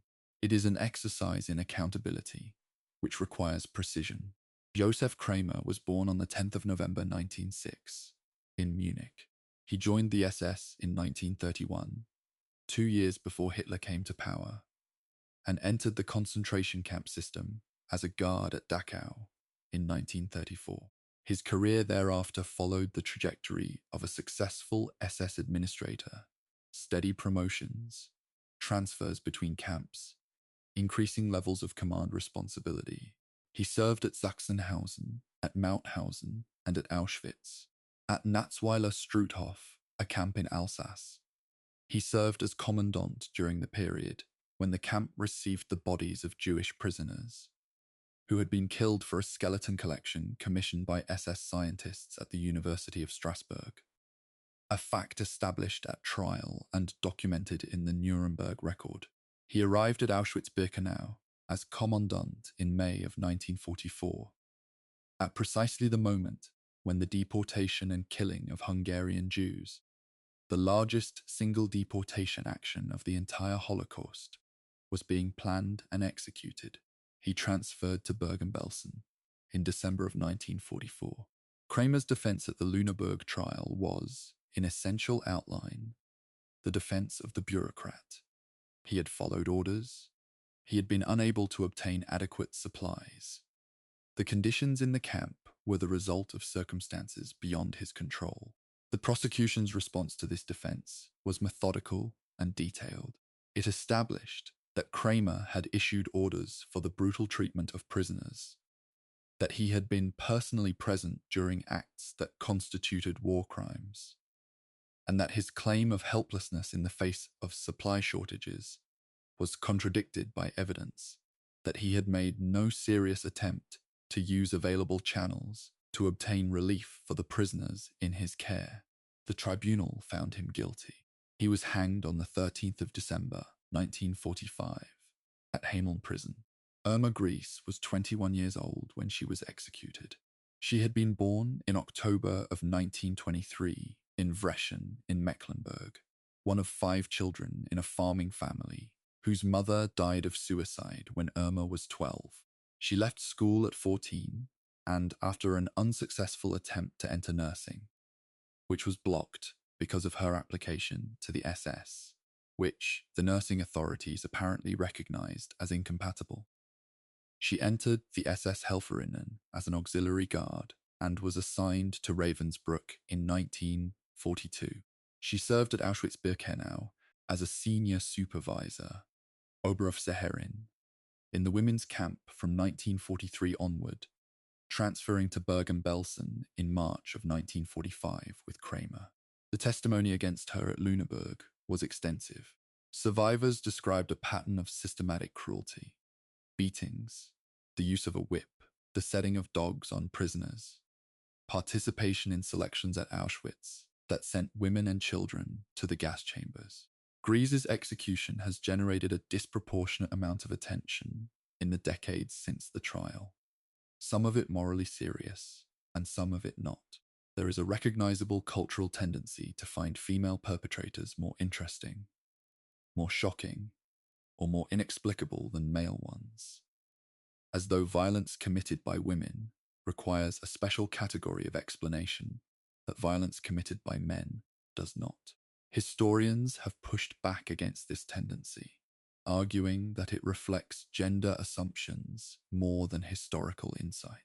What the record of Gries's case actually illustrates is not the enigma of female cruelty, but the specific mechanisms by which the SS recruited, trained and promoted people, regardless of gender, who were willing to carry out brutal acts within an institutional framework that normalized and rewarded that brutality. She was 21 years old when she died. She had entered the Eskissamstum at 18, in a country that had been systematically constructing a worldview in which the people she was guarding were not fully human. These facts do not diminish her culpability. They explain the conditions under which culpability was constructed. Beyond Kramer and Gries, the Bergen-Belsen trial at Lüneburg, which began on the 17th of September and concluded on the 17th of November, 1945, tried a total of 45 defendants. 30 were former SS personnel, 11 were capos, prisoner functionaries who had wielded authority within the camp on behalf of the administration. This distinction, the inclusion of prisoner functionaries alongside SS guards, reflected a deliberate legal decision to address the full structure of camp authority rather than only its uniformed upper tier. The capo system, in which prisoners were selected or volunteered to enforce order among other prisoners and were given privileges in exchange, was a deliberate SS mechanism for dividing and managing prisoner populations. Its inclusion in the trial's scope acknowledged that the commission of atrocities at Bergen-Belsen was not solely the work of SS officers.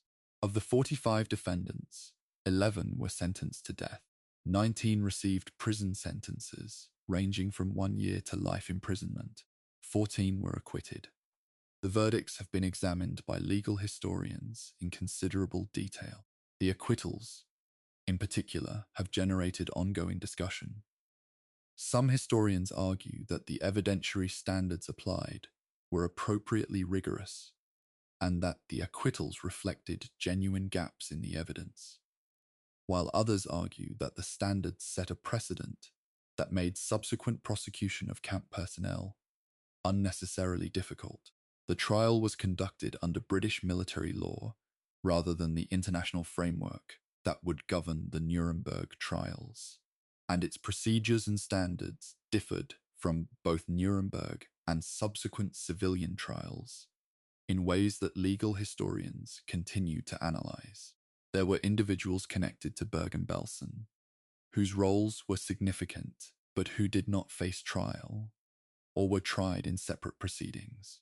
The broader question of accountability for the SS administrators who created and maintained the camp system, above the level of individual commandants and guards, was addressed at Nuremberg, where senior SS leadership and the WW administrative structure were indicted and prosecuted.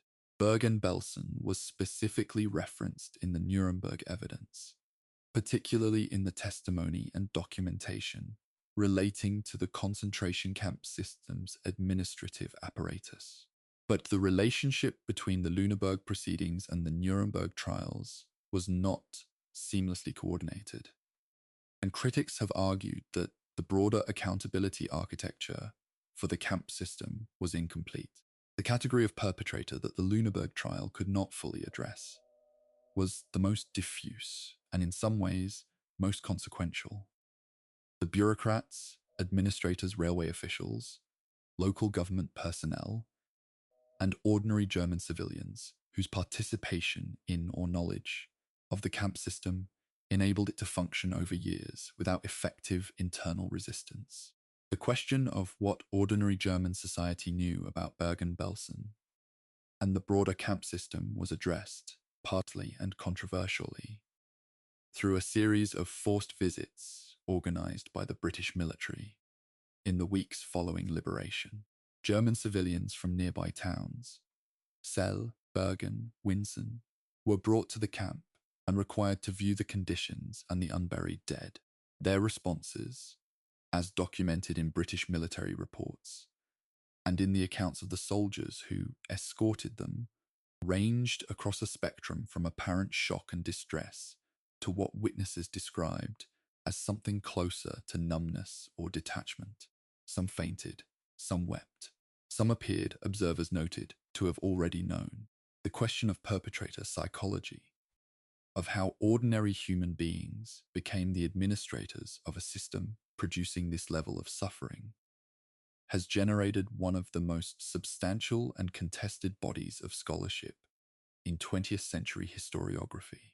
Hannah Arendt's account of the Eichmann trial, Christopher Browning's work on Reserve Police Battalion 101, James Waller's research on the social psychology of mass atrocity. All of these represent different attempts to grapple with the same fundamental question. Bergen-Belsen does not simplify that question, its perpetrators.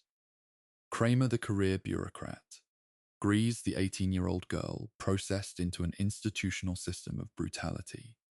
The capos, who were themselves prisoners, represent a range of positions along the perpetrator spectrum that resists any single explanation. What the trial at Lüneburg did, whatever its limitations, was insist on the principle that individual human beings were accountable for what they had done. That the defense of following orders or acting within a system was not an adequate response to evidence of direct participation in the infliction of suffering.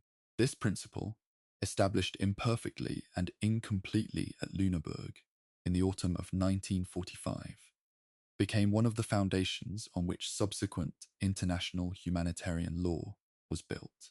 The camp that shocked the world also, through the mechanism of the trial that followed it, contributed to the legal architecture through which the world attempted to ensure that what had happened could be prohibited in the future. Whether that prohibition is held is a question that goes well beyond Bergen-Belsen. Chapter 10: The Survivors. What came after liberation surviving Bergen-Belsen did not end when the gate opened.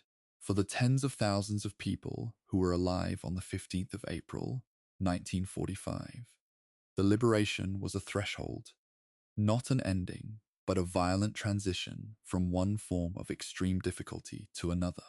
The form of difficulty changed, the weight of it did not.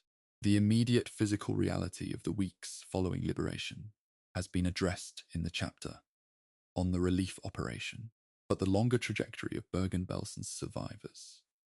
What happened to them in the months and years after liberation, where they went, how they rebuilt lives, and at what psychological and material cost, is a story that deserves its own space. Because the tendency in histories of the Holocaust is to conclude at liberation, at the moment of photographic and cinematic release, and to leave the survivors standing in the frame of that famous footage, emaciated, barely upright, flags being raised. The real story of survivorship begins precisely where the cameras most often stopped. In the weeks immediately following liberation, as the British relief operation established itself and began moving patients to the hospital complex at the Panzer Training School, the camp's surviving population was being assessed not only medically, but administratively. Every surviving prisoner had, in the most practical sense, a case to be managed. They had come from somewhere. They had potentially people who were looking for them. They had property that had been confiscated. They had, in many cases, legal status questions that were deeply complicated. Some held passports from countries that had been occupied and whose governments were in exile. Others had been stateless under Nazi law since the Nuremberg laws of 1935 stripped them of German citizenship.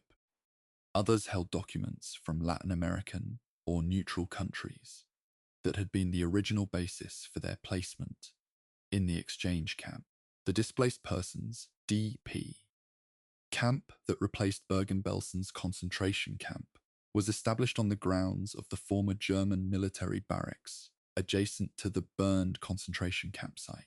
It was administered initially by the British military and subsequently by the United Nations Relief and Rehabilitation Administration, known as UNRWA. The DP camp at Bergen-Belsen became one of the most significant Jewish DP camps in the British occupation zone of Germany.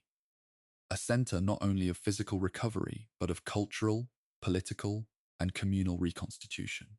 At its peak, the Bergen-Belsen DP camp held approximately 12,000 people, many of whom remained for years, unable or unwilling to return to places where their families had been murdered, and where, in many cases, their homes had been taken by neighbours. Within the DP camp, Jewish survivors rapidly organised themselves. They established a Central Committee of Liberated Jews in the British Zone, which became the representative political body for the survivor community in the region.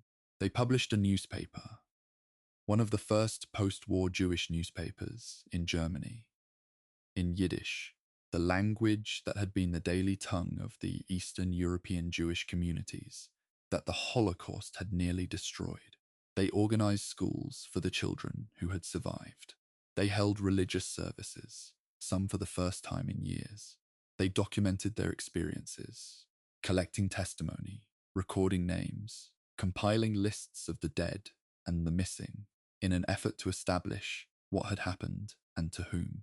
This documentation effort, carried out by survivors themselves in the immediate post-war period, produced archival material of enormous historical importance that continues to be used by researchers today.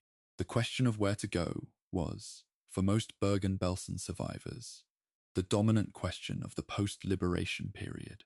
Return to Poland for the majority of Jewish survivors from that country was deeply problematic, and in the summer of 1946, when a pogrom in Kielce, Poland, killed 42 Jewish survivors who had returned to their pre-war hometown, it became actively dangerous. Many survivors who had initially attempted to return to their communities were driven back by violence, property disputes, or simply the unbearable weight of encountering places where everyone they had known was dead. A significant proportion eventually made their way to Palestine, some through legal means, and many through the illegal immigration networks of the Bricha movement and the Aliyah Bet. The establishment of the State of Israel in May of 1948 drew a substantial portion of the Bergen-Belsen survivor community to the new state, and Israeli society carries within it, to this day, the genealogical presence of Bergen-Belsen survivors and their descendants. Others went to the United States, to Canada, to Argentina, to Australia, to countries where post-war immigration policy, at varying levels of openness and with varying bureaucratic obstacles, offered the possibility of a new beginning. The immigration stories of Bergen-Belsen survivors are as varied as the backgrounds of the survivors themselves. Dutch Jews integrating into Dutch expatriate communities in South America, Hungarian Jews navigating the American immigration quota system, Greek Sephardic Jews finding communities in cities where Ladino was spoken. These individual trajectories, dispersed across the globe in the decade following liberation, represent the permanent diaspora that the Holocaust created, not only through murder, but through the destruction of the communities to which survival might otherwise have meant return. The psychological dimension of survivorship is an area where documentation is extensive, but analysis is difficult. The frameworks that now exist for understanding trauma, post-traumatic stress, survivor guilt, and the particular psychological complexity of having survived when family members did not. These frameworks were not fully developed in 1945. Many survivors found that the world to which they returned, or in which they settled, was not equipped to receive their accounts. There are documented cases of survivors who were told, by well-meaning people in post-war communities, not to dwell on the past, to look forward, to put it behind them. Advice that reflected the post-war desire for normalcy, and that represented a form of social pressure to suppress the very experiences that the survivors carried, and that defined their relationship to the world. Anne Frank's father, Otto, is perhaps the most well-documented example of a Bergen-Belsen survivor's post-liberation life. Not because his experience was typical, but because the public record of it is unusually complete. After his liberation from Auschwitz and his journey back to Amsterdam, he learned that his wife, Edith, had died at Auschwitz in January of 1945, and that Anne and Margot had died at Bergen-Belsen. He devoted the remainder of his life, he died in Basel, Switzerland, in August of 1980, to ensuring that Anne's diary was published, translated, and read, and to the broader work of Holocaust education and remembrance. His engagement with the archive that his daughter left behind was also, as he said in interviews throughout his later life, his primary means of maintaining connection to her. He read her diary repeatedly. He found things in it he had not known about his own daughter. The long-term health consequences for Bergen-Belsen survivors were severe and well documented. Tuberculosis, which was endemic in the camp, continued to affect survivors for years after liberation. The disease requires long-term treatment, and many survivors who had been infected in the camp experienced reactivation and complications throughout their lives. The nutritional damage of severe starvation to bones, to organs, to immune function had long-term consequences that became the subject of medical studies in the decades following the war. The psychiatric consequences were similarly lasting. Studies conducted in the 1950s and 1960s on Holocaust survivor populations documented rates of anxiety, depression, sleep disturbance, and what we would now call complex PTSD that far exceeded any comparison population. The survivors of Bergen-Belsen were, in the end, the evidence that the camp could not erase. The SS had kept records, but the records were fragmentary and in some cases deliberately destroyed in the final weeks. The barracks had been burned. The mass graves on the camp's perimeter were unmarked, but the survivors were alive, and they remembered, and they spoke. The testimony they gave at the Lüneburg trial, to UNRWA caseworkers, to journalists, to researchers, to their own children and grandchildren, constitutes the human record of what Bergen-Belsen was, a record that no administrative destruction could reach. Chapter 11, The World That Saw, Media, Memory, and the Shock of Documentation.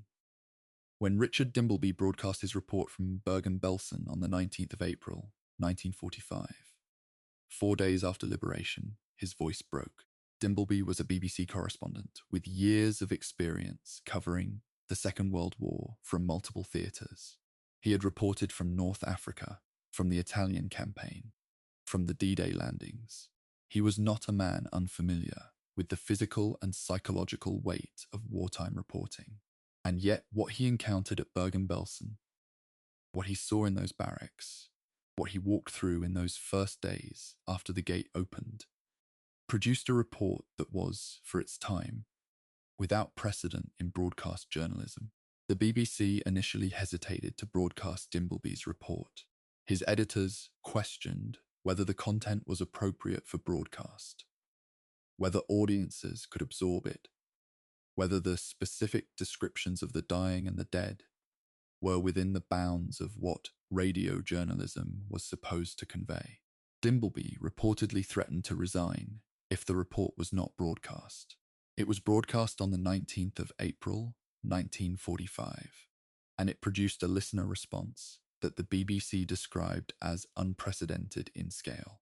People heard it in their homes, in pubs, in community halls, gathered around radio sets as they had gathered to hear war reports for 6 years. Many of them, by multiple accounts, sat in silence after it was over. A significant proportion had relatives or acquaintances in the military who had been in or near the area. All of them were confronted, through Dimbleby's specific and unsparing account, with a description of what the Nazi camp system had produced that could not be dismissed as rumour, exaggeration, or propaganda. The question of prior knowledge, what the Allied governments, the Allied publics, and the international press had known about the Nazi concentration camps system before liberation, is one of the most extensively debated questions in Holocaust historiography. It is relevant to Bergen-Belsen in a specific way. The camp's liberation and the media coverage of it is often described as the moment when the wider public learned about the camps. This framing requires careful examination. The existence of the Nazi concentration camp system had been known and reported in the international press since the early 1930s. Dachau was opened in March of 1933 and was reported in German and international newspapers. Reports from Jewish organizations, from escaped prisoners, and from neutral diplomatic sources about the mass killings in occupied Eastern Europe had been circulating since at least 1942. The Allied governments had received intelligence about Auschwitz that included detailed and accurate descriptions of the gassing operations as early as 1943 and 1944. The distinction that Bergen-Belsen's liberation created was not informational in a strict sense. It was visual and immediate. Photographs and film footage showing, without possible dispute, The conditions inside a Nazi concentration camp arrived in British cinemas, American newspapers, and households across the Allied world within days of liberation. This was different from a diplomatic report or an escaped prisoner's testimony, however credible. It was evidence that demanded a direct emotional response that could not be processed through the distancing mechanisms that text allows. The images from Bergen-Belsen, the ones taken by the Army Film and Photographic Unit by American Signal Corps photographers who arrived in the following weeks, by the journalists who accompanied the military, became the visual language through which the Holocaust was discussed and remembered in the immediate post-war period. They remain, in a real sense, the visual language through which it is still discussed today. The decision to show the footage to German civilians was a deliberate and contested policy choice. General Dwight Eisenhower, who visited Ohrdruf concentration camp in early April of 1945, and then ordered American troops and journalists to document what they found at every liberated camp, specifically requested that the footage and photographs be preserved and disseminated as widely as possible. His reasoning, as he expressed it in communications at the time, was that he anticipated a future in which people would attempt to deny that these things had happened, and he wanted the documentary record to be unassailable. This was, in retrospect, a prophetic concern. Denial and minimization of the Holocaust began in some quarters within years of liberation and continues to the present day. The use of Bergen-Belsen footage at the Nuremberg trials was another dimension of the documentation's function. Film of the conditions at Bergen-Belsen and other liberated camps was presented as evidence before the International Military Tribunal and contributed to the visual record of the crimes being prosecuted. The footage served a dual function. It was evidence in a legal proceeding, and it was also a form of forced confrontation for the defendants sitting in the dock. Men who had operated within the ideological and administrative system that had produced the scenes on the screen. The accounts of how the Nuremberg defendants responded to the camp footage, recorded by observers in the courtroom, constitute a small but revealing study in the variety of human responses to confrontation with evidence of one's own role in mass atrocity. The popular media response to Bergen-Belsen in the weeks and months after liberation extended beyond journalism and newsreels. Books, pamphlets, and published photograph collections appeared rapidly. Literary figures who visited the camp or who engaged with survivor testimony produced some of the most significant early attempts to grapple in writing with what Bergen-Belsen represented. The question of how to write about an event that exceeded the ordinary capacities of language. A question that would occupy writers, philosophers, and theologians for decades, was being asked urgently and without any established framework. In the spring and summer of 1945, by people who had just seen what they had seen and were trying, with inadequate instruments, to communicate it to others who had not. The debate about how to represent Bergen-Belsen, and by extension the Holocaust, has never been resolved and probably cannot be. It encompasses fundamental questions about the ethics of visual representation, about whether the display of extreme suffering constitutes witnessing or exploitation, about whether the repeated circulation of atrocity images desensitizes audiences or sustains appropriate moral attention, about whether literary and artistic representations of the Holocaust illuminate or trivialize the experience of those who underwent it. These debates are alive in academic, artistic, and journalistic communities today. They are part of Bergen-Belsen's ongoing history, the history that continues after the liberation, after the trial, after the burning of the barracks.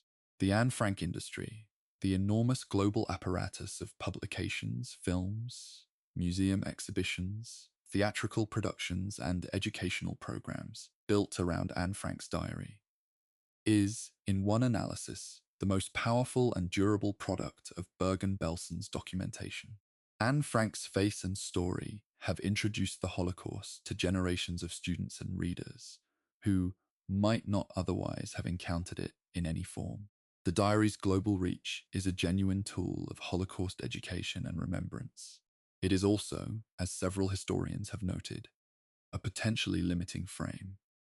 Because Anne Frank's story, precisely because it is individual, sympathetic, and ultimately truncated before the worst of what the camp became in the final months, does not fully represent the experience of Bergen-Belsen's other 55,000 prisoners. The use of a single life as the representative narrative of an event involving hundreds of thousands is a historiographical choice that carries real costs alongside its genuine benefits. The historiography of Bergen-Belsen, the academic literature produced by professional historians since the end of the war, has been substantial and has evolved considerably. Early post-war accounts, written largely from the perspective of the liberators and the survivors, established the basic factual record of the camp's conditions and the relief operation. Later scholarship, drawing on the Arolsen archives and other documentary collections as they became more accessible, refined, and in some cases significantly revised the understanding of the camp's administrative structure, population movements, and death tolls. Debates within the scholarly literature about Bergen-Belsen's classification within the broader camp system, whether it should be understood as an extermination camp, a concentration camp, or a sui generis hybrid, reflect genuine disagreements about how to use the taxonomies developed to describe other facilities. Bergen-Belsen resists classification, and that resistance is itself historically informative. The media and memory chapter of Bergen-Belsen's history is, in a sense, still being written. Each new generation encounters the documentation of the camp through different media, in different contexts, with different prior knowledge and different cultural frameworks for understanding what they are seeing. The 15-year-old who watches this documentary in the 2020s approaches the images from April of 1945 with access to more information, more context, and more analytical framework than Richard Dimbleby had when he walked through the gate.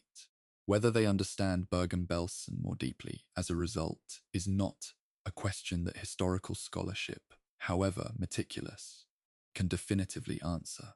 Understanding requires not only information, but the willingness to let information matter, to allow what you are learning to make claims on how you see the world. Chapter 12, The Site Today, Memory, Memorialization, and the Question of What We Owe the Dead There, is very little left at Bergen-Belsen that looks like what was there in 1945. The barracks were burned deliberately in the weeks following liberation.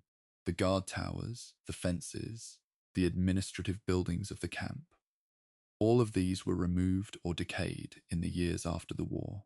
What remains is ground, the broad, flat, heather-covered earth of the Lüneburg Heath, and beneath it the mass graves of more than 70,000 people. The site is quiet. The trees at its edges are the same species they were in 1945. The sky over it is the same northern German sky. This quietness is not peaceful in the ordinary sense. It is the quietness of a place that carries too much. The formal process of memorializing Bergen-Belsen began almost immediately after the war, in the way that such processes do, imperfectly, incrementally, with arguments about what form memorialization should take and who had the authority to define it. An initial memorial was established in the late 1940s on the site of the concentration camp.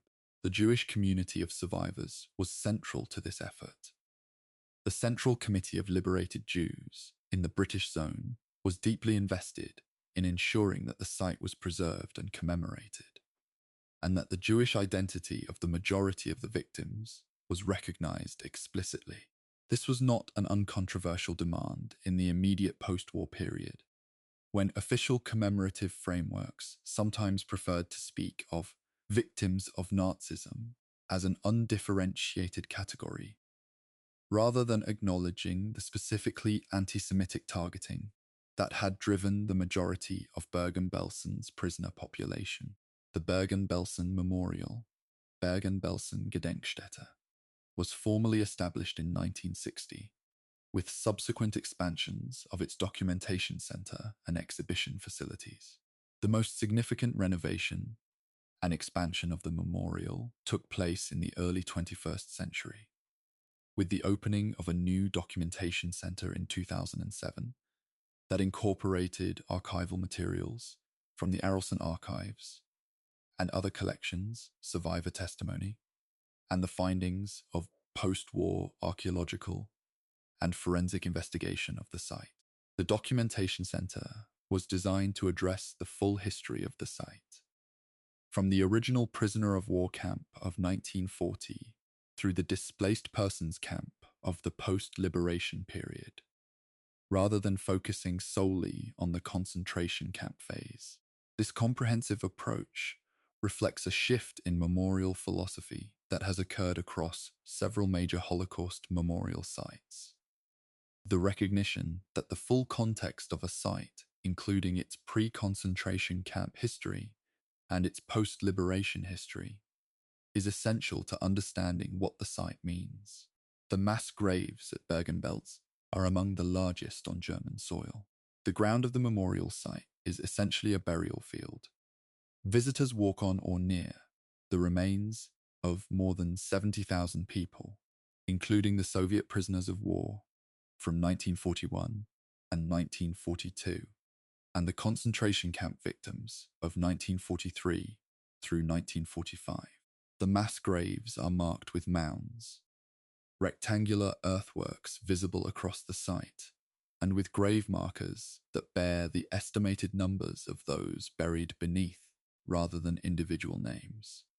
Because the individual identities of the majority of those buried here cannot be established, this anonymity of the dead is one of the most morally challenging aspects of the site for visitors. The recognition that the scale of the killing was sufficient to erase individuality, even from death, that the administrative machinery that denied personhood to its victims in life continued, through the circumstances of mass burial, to deny them in death. The Anne Frank Memorial at Bergen-Belsen, a stone marker and a section of the documentation center devoted to her story, occupies a particular position in the site's commemorative landscape. It draws visitors who might not otherwise come to Bergen-Belsen at all, people for whom Anne Frank is the entry point into this history. The memorial staff and the historians associated with the Bergen-Belsen Gedenkstätte have long grappled with how to use Anne Frank's visibility in service of the broader history of the site, how to make her name a door rather than a window, an introduction to the full story rather than a substitute for it. The challenge is genuine and has not been fully resolved. The pull of the individual, legible life against the pressure of the anonymous mass is one of the permanent tensions in Holocaust memorialization. The question of memory and obligation, what living people owe to the dead of Bergen-Belsen, has produced a range of responses across the decades since liberation. These responses include the legal and prosecutorial, the continuation of efforts to identify and try surviving perpetrators, which continued well into the 21st century in Germany through the work of the Central Office for the Investigation of National Socialist Crimes, and through individual criminal proceedings. They include the ARCHIVAL, the ongoing work of the Arolsen archives, which holds approximately 30 million documents related to the Nazi persecution and the post-war displaced persons operations, and which has progressively made its holdings more accessible to researchers and to the descendants of victims seeking information about family members. They include the educational, the Bergen-Belsen Memorial's extensive school programs, which bring German and international students to the site as part of formal curricula. A practice that reflects the German educational system's deliberate integration of Holocaust education into national civic formation. The question of German national memory and Bergen-Belsen is a specific and important one. Germany's post-war engagement with the crimes of the Nazi period has been extensive, institutionalized, and in many respects exemplary by international comparison. The construction of memorials, the integration of Holocaust history into education, the prosecution of perpetrators, the maintenance of memorial sites, the official discourse of governmental responsibility.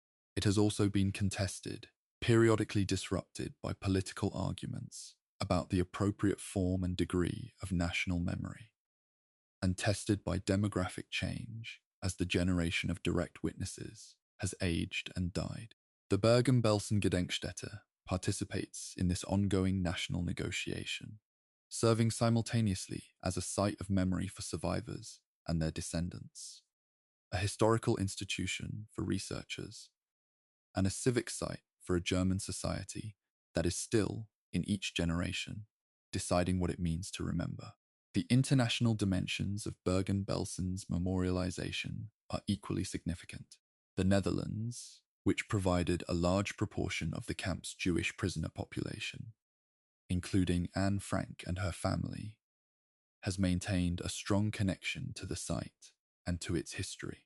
Dutch commemorative culture around Bergen-Belsen, expressed through the Anne Frank House in Amsterdam, through school curricula, and through regular official commemorations, reflects the degree to which the deportation of Dutch Jews is a central element of Dutch national historical memory. Israel, which received a substantial proportion of the survivor population in the post-liberation period, maintains its own commemorative relationship to Bergen-Belsen through Yad Vashem and through the living memory of survivor communities and their descendants. Survivor testimony has been collected systematically from Bergen-Belsen survivors by several institutions, most prominently the USC Shoah Foundation, founded by Steven Spielberg following the production of Schindler's List, which has recorded thousands of survivor testimonies in video format. These testimonies represent an archival resource of immense historical value, capturing the living memory of events that occurred more than 80 years ago, and that will, within the current decade, pass entirely beyond living memory. The work of collecting and preserving these testimonies, and of developing the pedagogical tools to make them accessible and meaningful to future generations who will encounter them only through screens and text, is one of the central challenges of contemporary Holocaust remembrance. The site at Bergen-Belsen today is visited by approximately 300,000 people annually. They come from Germany, from the Netherlands, from Israel, from Britain, from the United States, from Poland, from across the world. Some come because they had family members here. Some come because they studied the history in school. Some come because of Anne Frank. Some come because they are passing through the region and saw a sign on the road. Whatever brings them to the gate, they arrive at the same flat, quiet, heather-covered ground. The same soil that held the dead from 1941. The same earth that the British soldiers walked across in April of 1945. The same field where the barracks stood and the typhus raged and the cameras rolled and the world, finally, could not look away. The obligation that Bergen-Belsen places on those who visit it, or study it, or watch a documentary about it, is not comfortable and should not be made comfortable. It is not the obligation to feel sad, which is easy and costs nothing. It is the obligation to understand, to hold the specific, technical, archival, administrative detail of how this place came to be and what it became, alongside the specific, individual, human reality of the people who were held here and who died here, and to refuse to let either dimension excuse you from the other. The numbers matter. The names matter. The bureaucratic decisions matter. The individual testimonies matter. Bergen-Belsen requires all of them, held simultaneously, without the relief of simplification. Chapter 13. The Legal Aftermath, Nuremberg, Lüneburg, and the Architecture of Accountability. The autumn of 1945 was a season of reckoning. Across occupied Germany, in requisitioned courtrooms, former barracks and military tribunals convened under the authority of 4 Allied powers. The machinery of post-war justice was being assembled from materials that had never been used in quite this way before. The trials that followed the liberation of the camps were not simply criminal proceedings in the ordinary sense. They were simultaneously legal events, historical events, and political events, attempts to establish, in the formal language of jurisprudence, what had happened in the preceding 12 years, and who bore responsibility for it. Bergen-Belsen stood at the center of this effort in 2 distinct ways. Through the Lüneburg trial, which tried the camp's specific personnel, and through the International Military Tribunal at Nuremberg, which prosecuted the broader leadership and organizational apparatus that had made Bergen-Belsen and every other camp possible. The Lüneburg trial, formerly the trial of Josef Kramer and 44 others, opened on the 17th of September 1945 in the town of Lüneburg, approximately 40 kilometers from Bergen-Belsen itself. It was conducted under British military law, specifically under the Royal Warrant of June of 1945, which authorized British military courts to try alleged war criminals found in British-occupied territory. The choice of legal framework mattered. British military law operated under different evidentiary standards and procedural rules than either civilian criminal law or the international framework being developed simultaneously for Nuremberg. Defendants at Lüneburg did not have the same rights to challenge evidence or confront witnesses that a civilian criminal trial would have provided.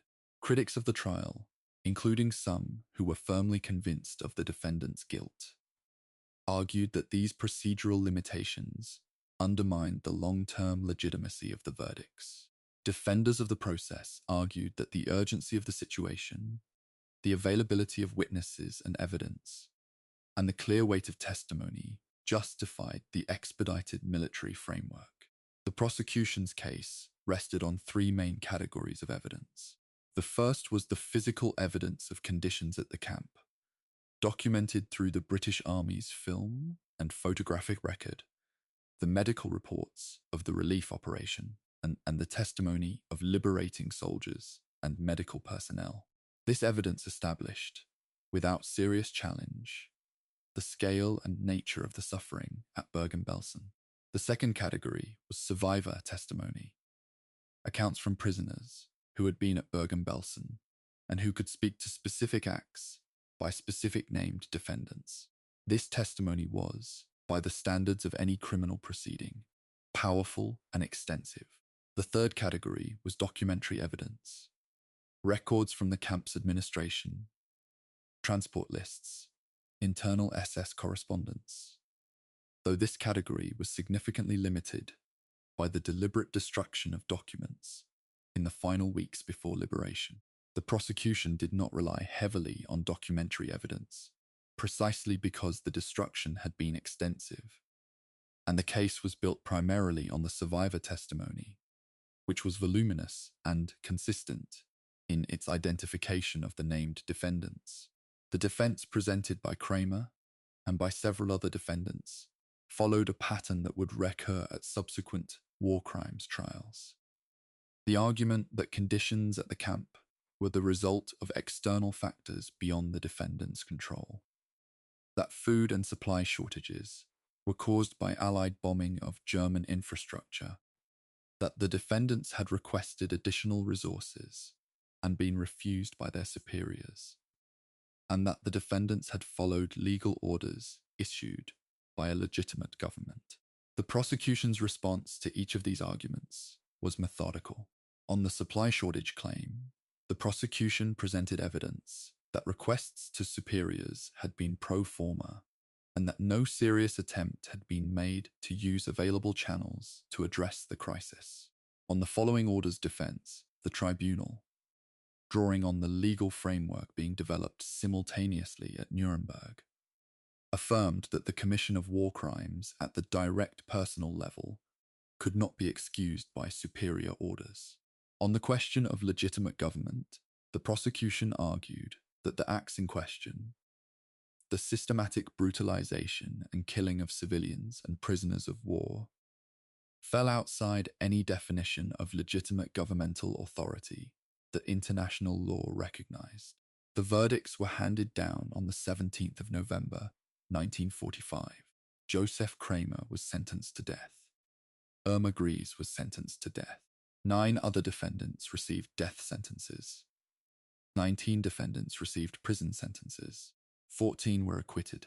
The executions were carried out at Hameln Prison on the 13th of December, 1945.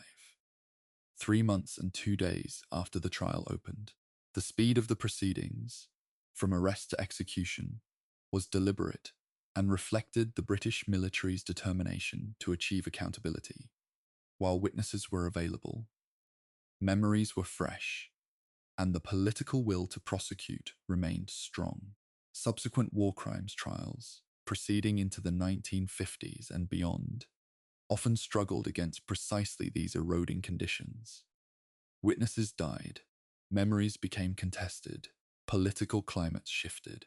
The relationship between the Lüneburg trial and the Nuremberg proceedings is worth understanding in some structural detail. The International Military Tribunal at Nuremberg, which tried the major war criminals of the Third Reich, Göring, Hess, Ribbentrop, Keitel, and others, opened on the 20th of November 1945, 3 days after the Lüneburg verdicts. The 2 proceedings were running in parallel, addressing different levels of the same organizational structure. Bergen-Belsen was referenced in the Nuremberg trial, primarily through the evidence on the concentration camp system, presented against the SS as a criminal organization and against individual defendants who had held positions of authority within the camp system's administrative hierarchy. The Nuremberg judgments finding that the SS was a criminal organization had direct implications for subsequent prosecutions. It meant that membership in the SS could be used as evidence of participation in criminal activity, simplifying certain elements of the evidentiary burden in later trials.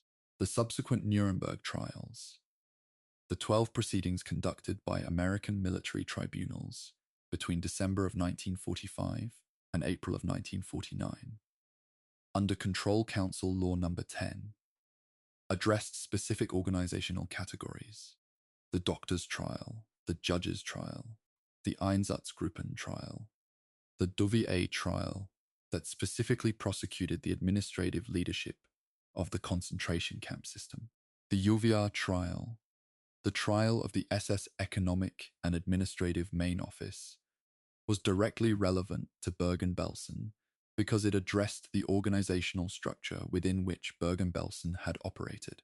The defendants included senior SS officers who had overseen the entire concentration camp system at the administrative level, the men who had signed the orders and allocated the resources that determined conditions at individual camps.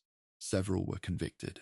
The sentences were subsequently reduced in ways that historians and survivors found deeply troubling, as the political climate of the Cold War shifted American priorities in occupied Germany, and the will to pursue extended accountability weakened.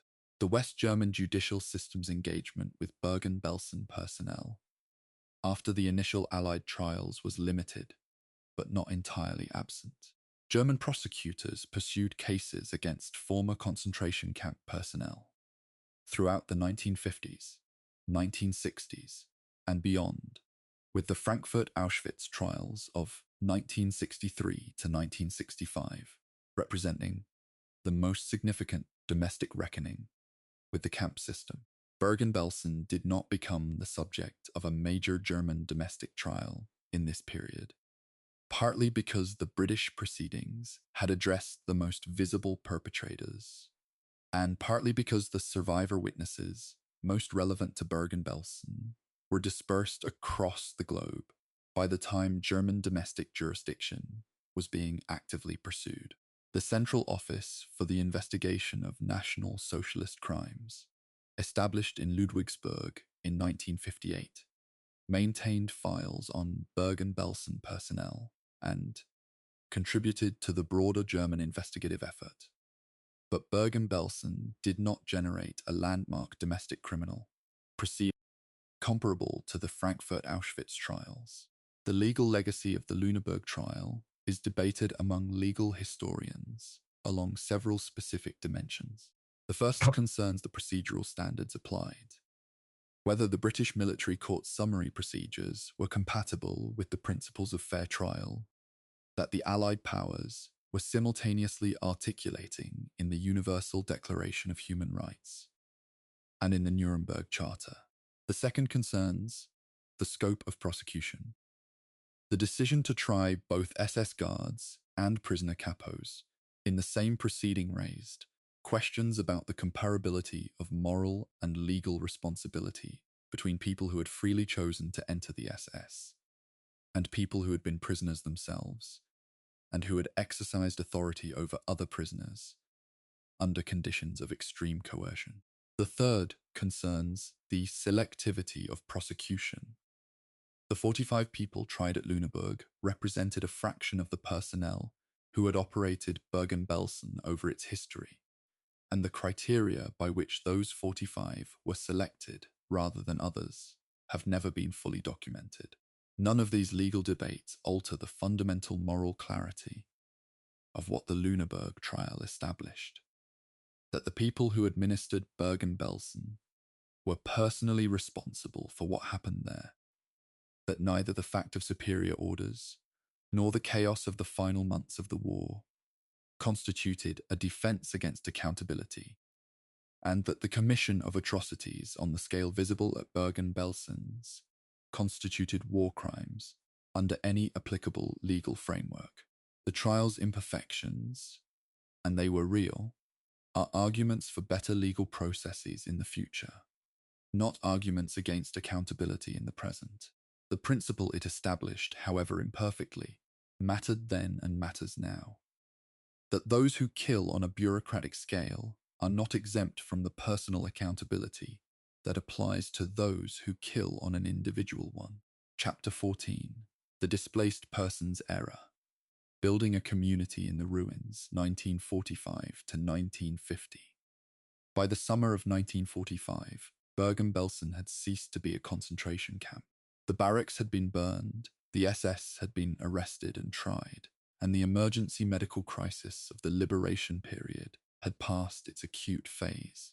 What remained on the site of the former German military installation at Bergen, the Panzer Training School complex that had been requisitioned for the relief operation, was something quite different and historically remarkable. One of the largest and most significant Jewish displaced persons communities in post-war Europe. The Bergen-Belsen DP camp, as it became known, was not simply a waiting room for survivors en route to somewhere else, though it served that function for many. It was, for several years, a genuinely constituted community, a place where the remnants of destroyed Eastern European Jewish culture were attempting to reconstruct, under extraordinary conditions and with extraordinary energy, something that resembled a normal human life. The administrative structure of the DP camp passed through several phases reflecting the shifting post-war political and humanitarian landscape. Initially administered by the British military, responsibility was gradually transferred to UNRWA, the United Nations Relief and Rehabilitation Administration, which by mid-1945 was operating DP facilities across the occupied zones of Germany and Austria. UNRWA brought with it an international humanitarian framework and a professional staff of social workers, nurses, and administrators, many of whom had never encountered anything like the Bergen-Belsen survivor population, and who found their training inadequate preparation for what they encountered. The gap between the institutional frameworks of international relief organizations and the actual needs and desires of a survivor community that was deeply skeptical of any institutional authority, having been destroyed by institutional authority, was a source of persistent tension throughout the DP camp period. The Central Committee of Liberated Jews in the British Zone, established in the weeks following liberation, was the political voice of the Bergen-Belsen survivor community, and its most important self-governing institution. The committee organized welfare services, educational programs, cultural events, and the documentation of survivor experiences. It lobbied the British military and UNRWA authorities on questions ranging from food rations to immigration policy. It published the newspaper Unser Stimme, Our Voice, in Yiddish, which served both as a community bulletin and as a vehicle for the political organizing that the committee was conducting with increasing sophistication. The committee's political orientation was primarily Zionist, reflecting the conviction of a large proportion of the survivor community that the future of Jewish life lay in Palestine, and its lobbying of British authorities on immigration to Palestine became increasingly intense as the post-war years unfolded, and the British mandate policy of restricting Jewish immigrations came into direct conflict with the survivor community's aspirations. The Jewish DP camp at Bergen-Belsen held between 10 and 12,000 people at its peak in the period 1945 to 1946. This population was predominantly Polish Jewish, reflecting the Eastern European origins of the majority of Bergen-Belsen's concentration camp prisoners, with significant Hungarian, Dutch, and Greek Jewish components. The composition of the community was demographically abnormal in ways that reflected the genocide from which it had emerged. It was skewed toward young adults, because children and elderly people had been disproportionately killed in the selection processes at Auschwitz and other camps. Women slightly outnumbered men, a demographic anomaly that reflected specific patterns of survival within the camp system. There were relatively few complete family units. Many people in the camp were, in the most literal sense, the last surviving member of their immediate family, and sometimes of their extended family. Within this population, the desire to reconstitute family and community found extraordinary expression. The marriage rate at Bergen-Belsen in the DP period was extraordinarily high. Survivors married each other in numbers that reflected both the natural desire for human connection and the specific cultural urgency of reconstituting the families and communities that had been destroyed. A significant number of children were born in the DP camp, babies born to Bergen-Belsen survivors, children who entered the world in the same physical location where their parents had survived near death. These births were a source of enormous communal significance. They were not merely private events, but public affirmations, biological insistence that what had been intended as a terminus was capable of continuation. The population of Israel and of Jewish communities worldwide today includes the descendants of people who were born in the Bergen-Belsen DP camp. This is not a footnote. It is a fact about the living present. Educational life in the DP camp was organized with remarkable speed and dedication. Schools were established for children, operating first in improvised facilities and gradually in more structured settings. Yeshivot Jewish religious academies reopened, representing the resumption of a tradition of religious study that the Nazis had attempted to eradicate. Hebrew language classes were organized for adults, preparing for emigration to Palestine.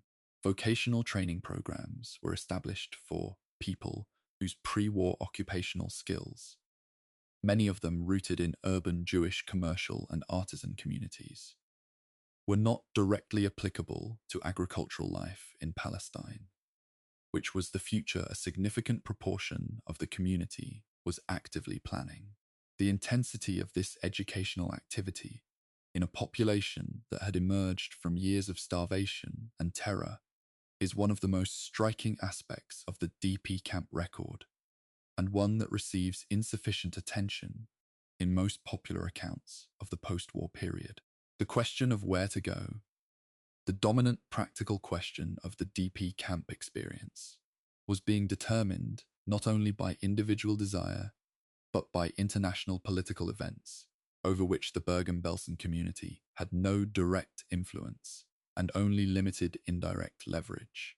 The British government's policy on Jewish immigration to Palestine, governed by the White Paper of 1939, which had severely restricted immigration in response to Arab political pressure, came under enormous pressure after liberation as the scale of the Holocaust became clear, and the moral case for Jewish statehood acquired a weight that international political opinion could not easily ignore. The Zionist organizations operating in the DP camps, including the emissaries from the Jewish Agency who worked intensively with the Bergen-Belsen community, were simultaneously managing the legal process of requesting immigration certificates and organizing the illegal immigration networks through which tens of thousands of Holocaust survivors reached Palestine in defiance of British restrictions. The illegal immigration effort, Aliyah Bet, involved Bergen-Belsen survivors in significant numbers. The routes from Germany through France, Italy, and then to the Mediterranean coast, where overcrowded vessels carried survivors toward the Palestinian shore, are well documented. The British Navy's interception of these vessels, most famously the Exodus in 1947, whose passengers were forcibly returned to Germany, produced international outrage and significantly accelerated the political movement toward the end of the British Mandate. Bergen-Belsen survivors were among the passengers of intercepted vessels. Some were returned to Germany and eventually made their way to Palestine through other routes. The episode illustrated, with bitter clarity, the gap between the moral urgency of the survivor community's situation and the political calculus of the British government that had liberated them 2 years earlier. The establishment of the State of Israel on the 14th of May 1948 transformed the DP camp situation rapidly. Israeli immigration policy, the law of return, which affirmed the right of any Jew to immigrate to Israel, meant that legal emigration to Israel became immediately possible for the Bergen-Belsen DP population. The population of the Bergen-Belsen DP camp declined sharply in the second half of 1948 and through 1949 as residents made their way to Israel. Those who did not go to Israel emigrated primarily to the United States, where the Displaced Persons Act of 1948 had finally opened American immigration to a significant number of European Jews after years of restrictive policy. The Bergen-Belsen DP camp was formally closed on the 1st of September 1950. The last residents departed.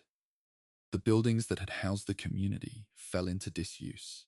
The DP camp era at Bergen-Belsen is one of the least well-known chapters of the site's history in popular culture, where Bergen-Belsen is primarily associated with the concentration camp and its liberation, other than the 5 years of displaced persons community that followed.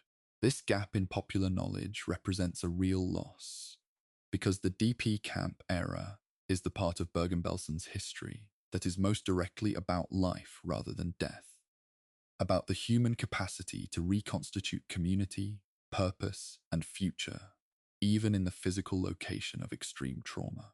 The survivors who lived in the Bergen-Belsen DP camp were not passive recipients of international humanitarian charity.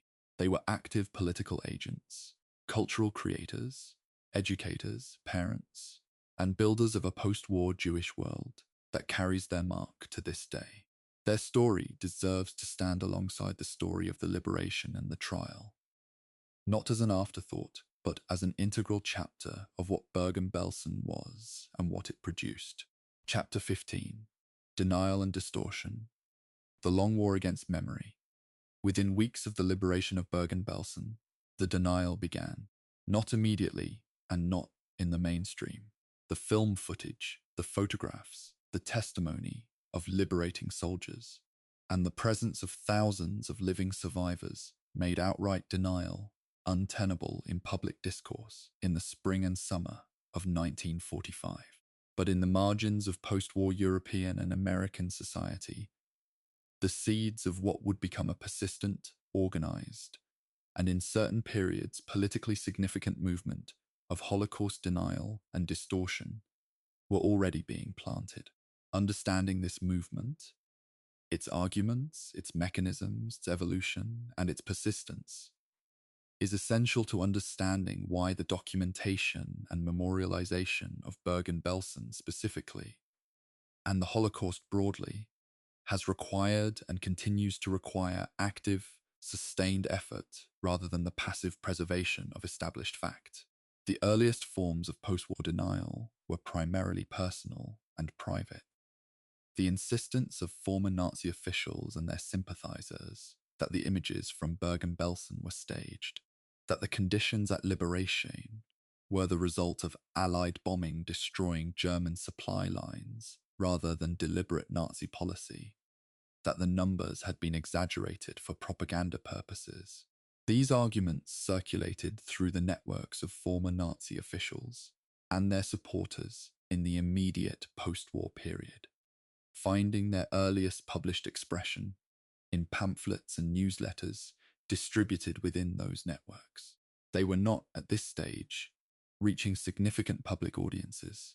The weight of the documentary and testimonial evidence, the presence of the survivors, and the moral authority of the liberators made them marginal.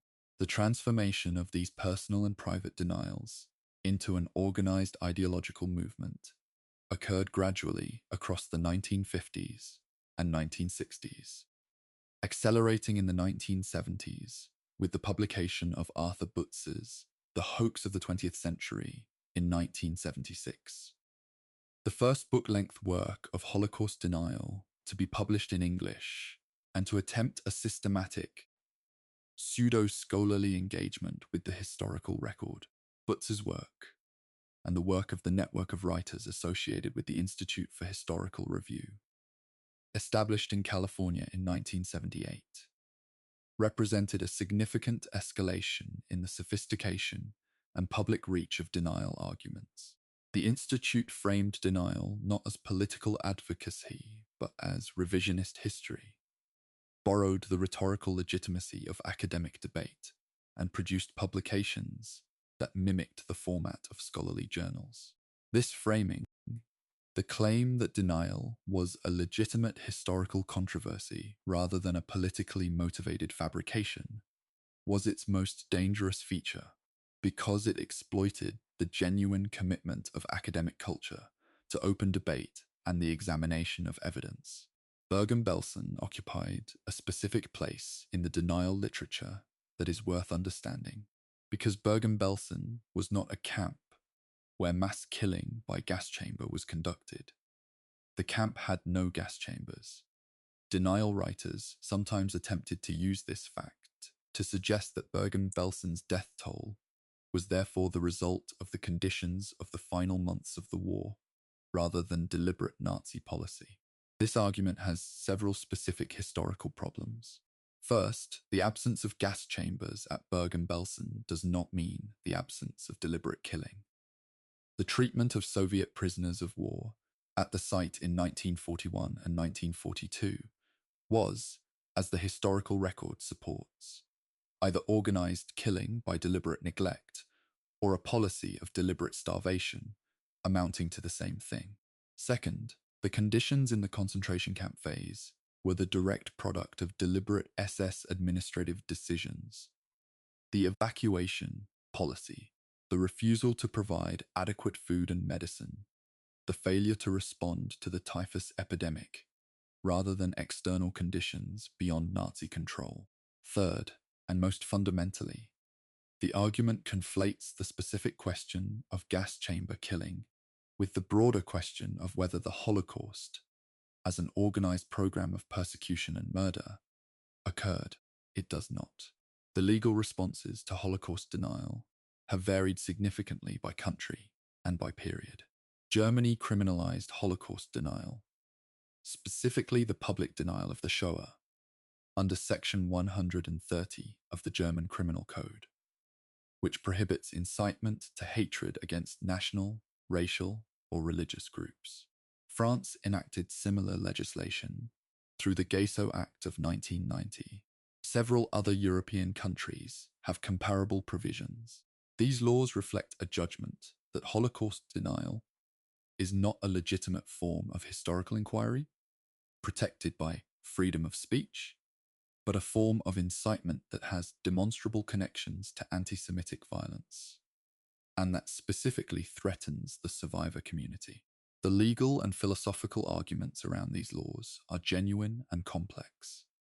Questions about the appropriate limits of free speech, about whether criminalization drives denial underground without reducing it, about the relationship between legal prohibitions and historical education as responses to denial, and are actively debated by legal scholars, historians, and civil liberties advocates. The digital age brought a new and dramatically expanded platform for denial and distortion. The internet, and particularly the rise of social media platforms in the first decades of the 21st century, created distribution mechanisms for denial content that were qualitatively different from anything that had existed before. In speed, in scale, in the ability to target and recruit young people, and in the algorithmic amplification of content that generates engagement, regardless of its truth value. Bergen-Belsen specific denial content circulates on social media platforms, typically taking the form of videos, graphics, or text posts that repeat the wartime disruption of supply argument, that minimize the death toll, or that question the veracity of the liberation footage. This content is produced by a range of actors, from organized neo-Nazi and white nationalist organizations to individuals with no formal organizational affiliation who have encountered denial content and accepted it as legitimate historical debate. The response of the Bergen-Belsen Gedenkstätte and associated historical institutions to digital era denial has involved a significant reorientation of public communication strategy.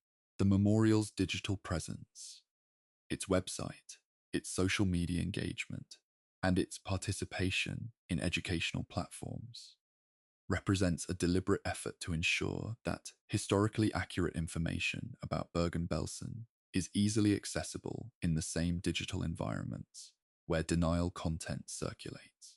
This is not a purely defensive posture. The memorial has developed online educational resources that directly address the most common denial claims, that explain the evidentiary basis for the historical record, and that provide the kind of specific, technical, archival detail that makes the denial arguments visibly inadequate to anyone willing to examine the evidence seriously. The Arolsen Archives' decision to digitize and make publicly accessible a large proportion of their holdings, a process that has been underway and expanding across the first decades of the 21st century, is one of the most significant contributions to the anti-denial effort in the digital age.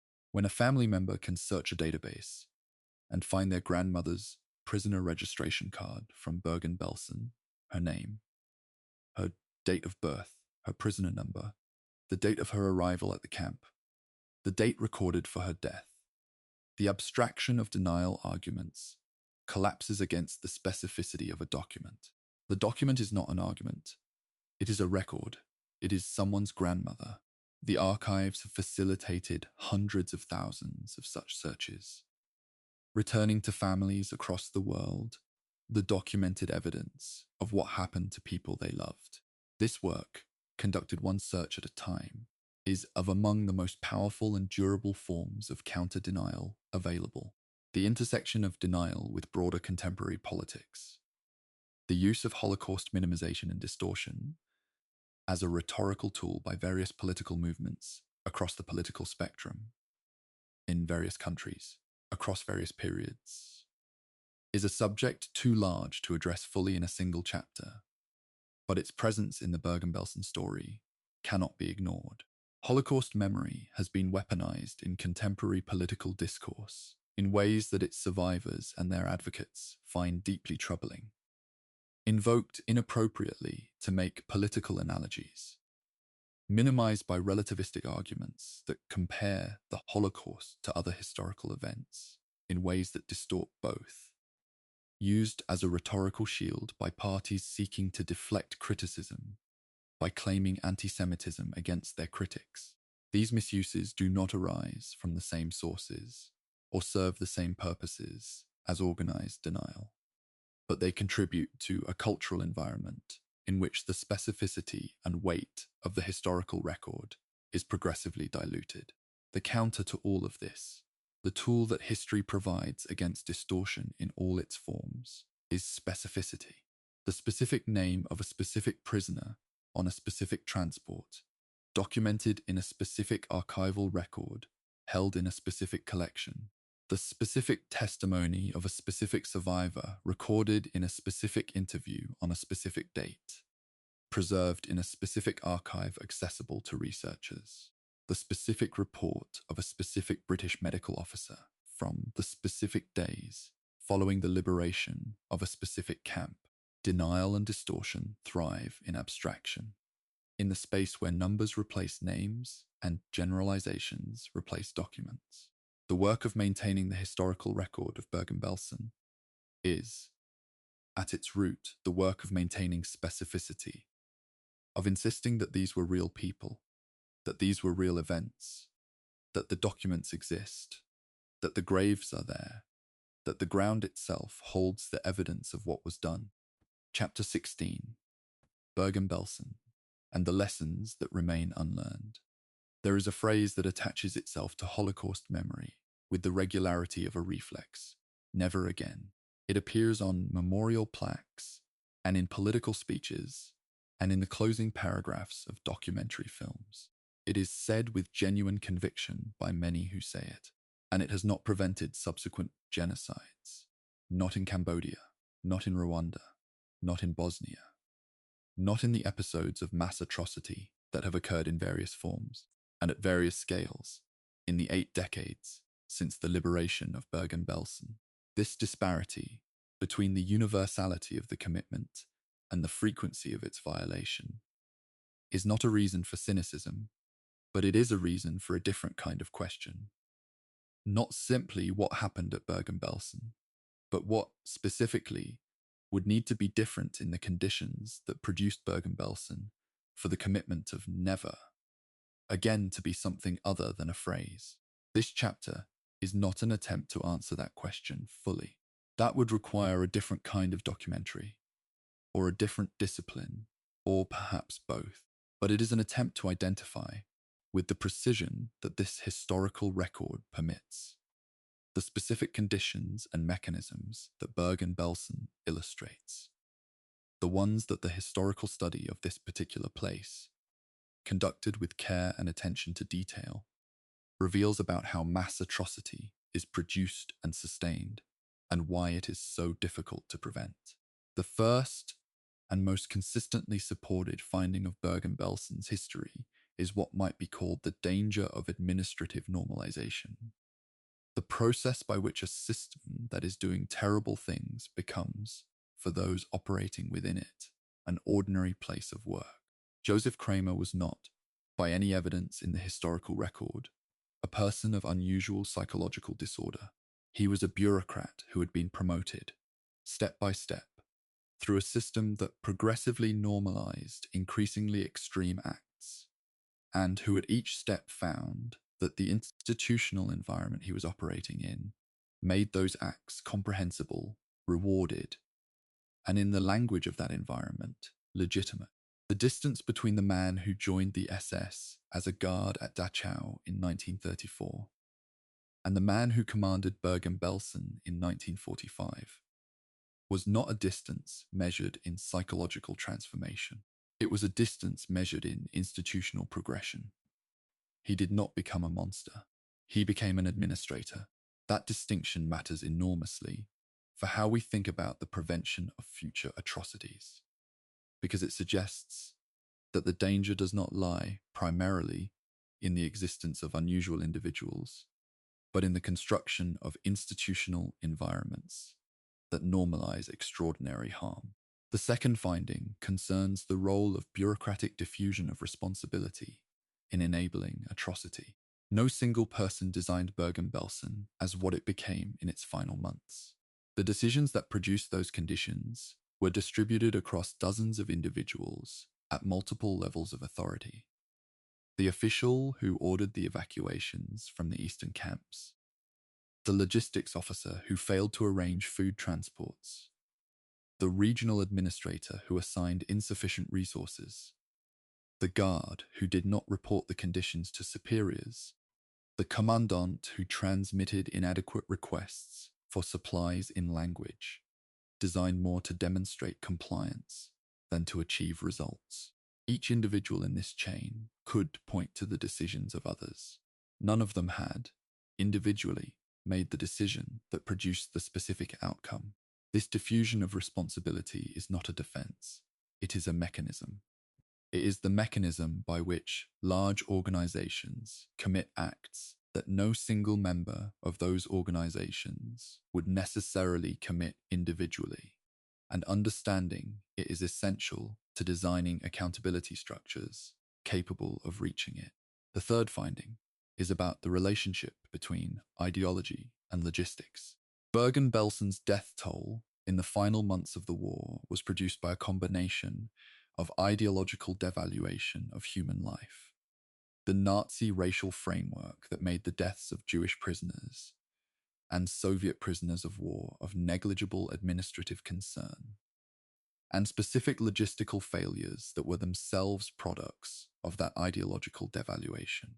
The failure to provide food, the failure to maintain sanitation, the failure to respond to the typhus epidemic. Each of these had immediate practical causes, but each was also enabled by the ideological framework that made the prisoners' suffering a low or negligible priority. Atrocity at scale requires both. It requires an ideological framework that removes the human beings in question from the moral universe of those making decisions about them. And it requires the logistical and administrative machinery to act on that removal at scale. Neither alone is sufficient. Together, they are catastrophic. Bergen-Belsen also illustrates something important about the relationship between visibility and intervention. The camp's conditions in the final months of the war were not secret in any operational sense. The SS administration knew them. The Wehrmacht personnel in the surrounding area were aware of them. German civilians in Celle and Bergen were aware, at least in general terms, of what the camp contained and what was happening there.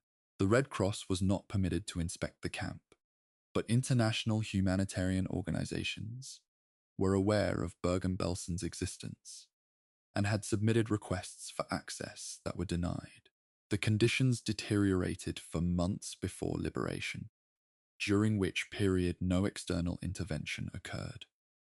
Not because the conditions were unknown, but because the political and military circumstances did not produce intervention. This is a finding about the limits of awareness as a guarantee of action. Awareness is necessary, but not sufficient. The mechanisms that convert awareness into action, political will, institutional authority, physical proximity, legal obligation, are what determine whether knowledge produces intervention.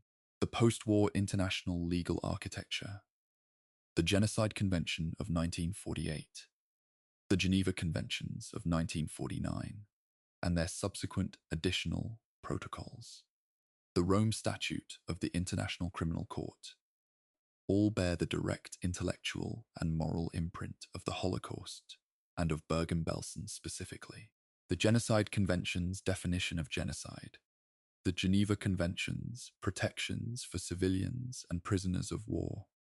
The Rome Statutes provisions for crimes against humanity.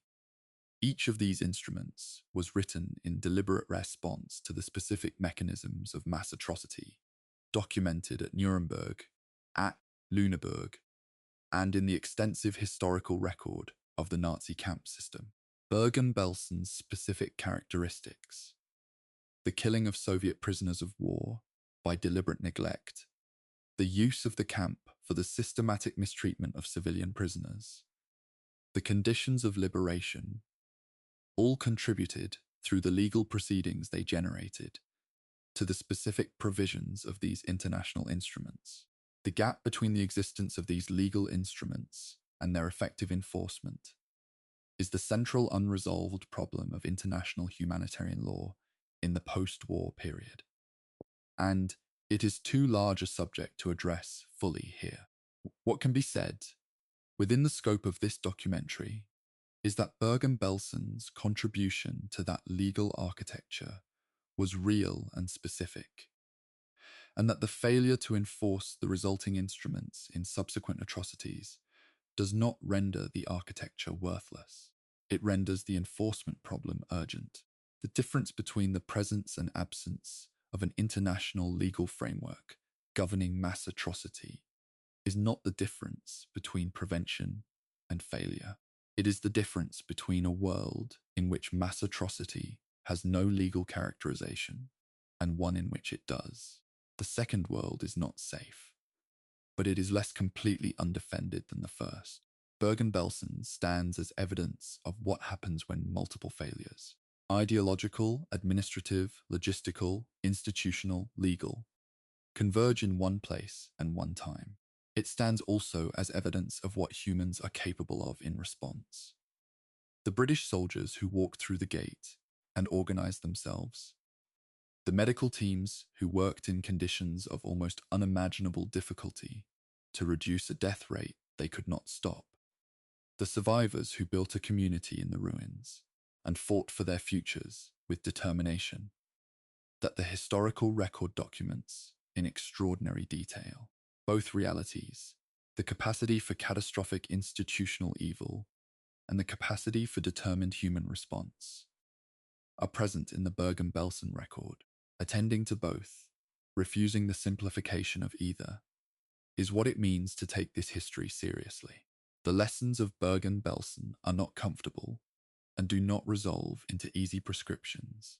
They require sustained attention to the specific mechanisms of institutional normalization, bureaucratic diffusion of responsibility, ideological dehumanization, and logistical complicity that produce this place. They require the maintenance of legal and institutional frameworks capable of reaching those mechanisms. They require the kind of historical education that teaches not only that terrible things happened, but specifically how they happened.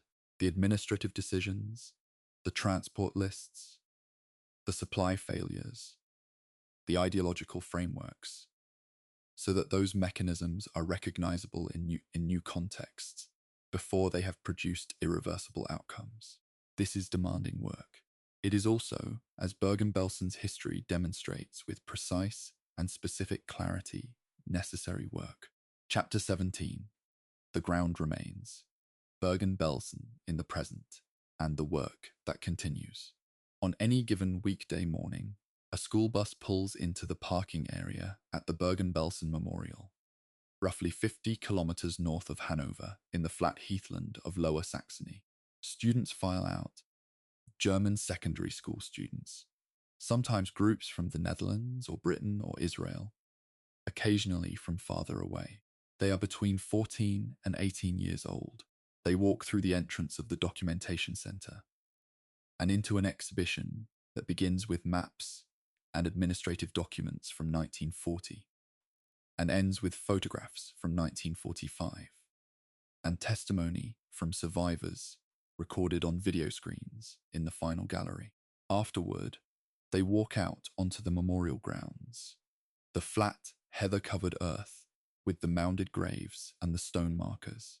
Some of them are quiet, some of them talk. Some of them look at the ground for a long time.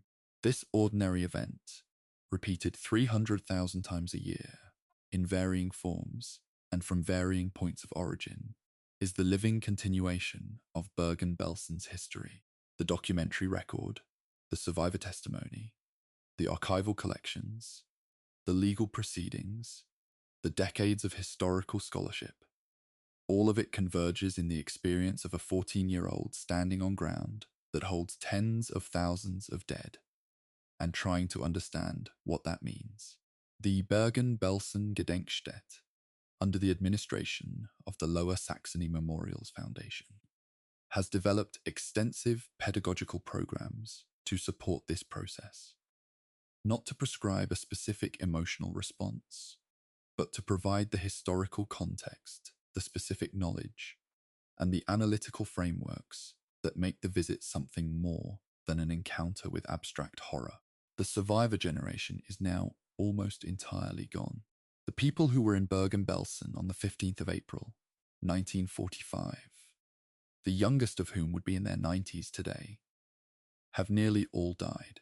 Their children, and in many cases their grandchildren and great-grandchildren, are now the primary human connection between the living world and the experience of Bergen-Belsen. The second and third generations of survivor families carry a relationship to Bergen-Belsen that is qualitatively different from the first, mediated through story, through family silences and sudden disclosures, through the inherited weight of histories that were not personally experienced but are nonetheless personally carried. The psychological and cultural study of second-generation survivor experience, what is sometimes called the transmission of trauma, is a substantial field of research with direct relevance to the Bergen-Belsen community, whose descendants are distributed across Israel, the United States, the Netherlands, Britain, Germany, and dozens of other countries.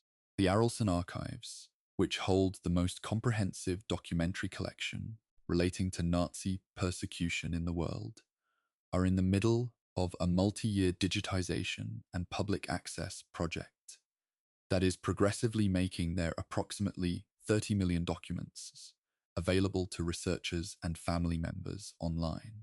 For Bergen-Belsen specifically, the archives hold prisoner registration records, transport documents, correspondence between camp administration and the WAA, post-war displaced persons case files, and the records of the International Tracing Service that was established after liberation to help locate survivors and document the fates of those who did not survive.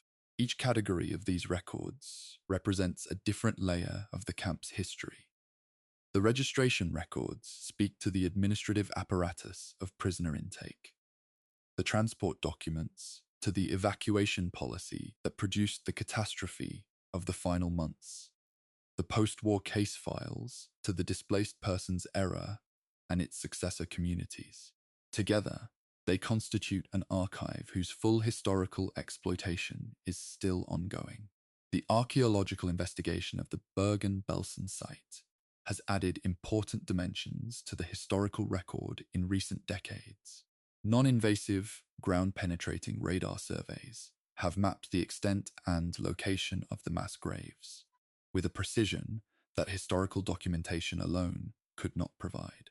These surveys have confirmed the general picture, established by post-war British military reports, while adding significant detail about the distribution of burials across the site. They have also raised questions about the precise chronology of burials, about the possible presence of additional burial areas not documented in the wartime record, that are actively being investigated. The archaeological evidence is not only significant for historical knowledge, it is also relevant to the ongoing work of ensuring that the memorial site's physical management respects the ground it is built on and the people it contains. The Bergen-Belsen Memorial's relationship to the broader German culture of Holocaust remembrance has evolved considerably since the memorial's establishment in 1960. The Germany of 2026 is a country in which Holocaust remembrance is institutionalized at every level of the educational and cultural system, in which the maintenance and expansion of memorial sites like Bergen-Belsen is state policy, and in which public discourse about the Nazi period and the Holocaust is extensive, serious, and generally conducted at a high level of historical literacy. This is a genuine achievement, the product of decades of deliberate cultural and educational work.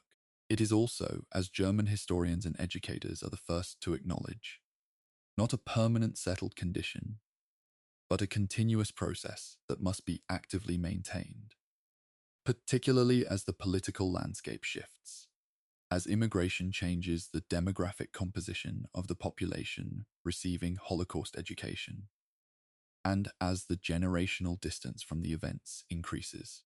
The international dimension of Bergen-Belsen's current significance is most visibly expressed in the regular commemorations held at the memorial site, particularly the annual Liberation Commemoration on the 15th of April.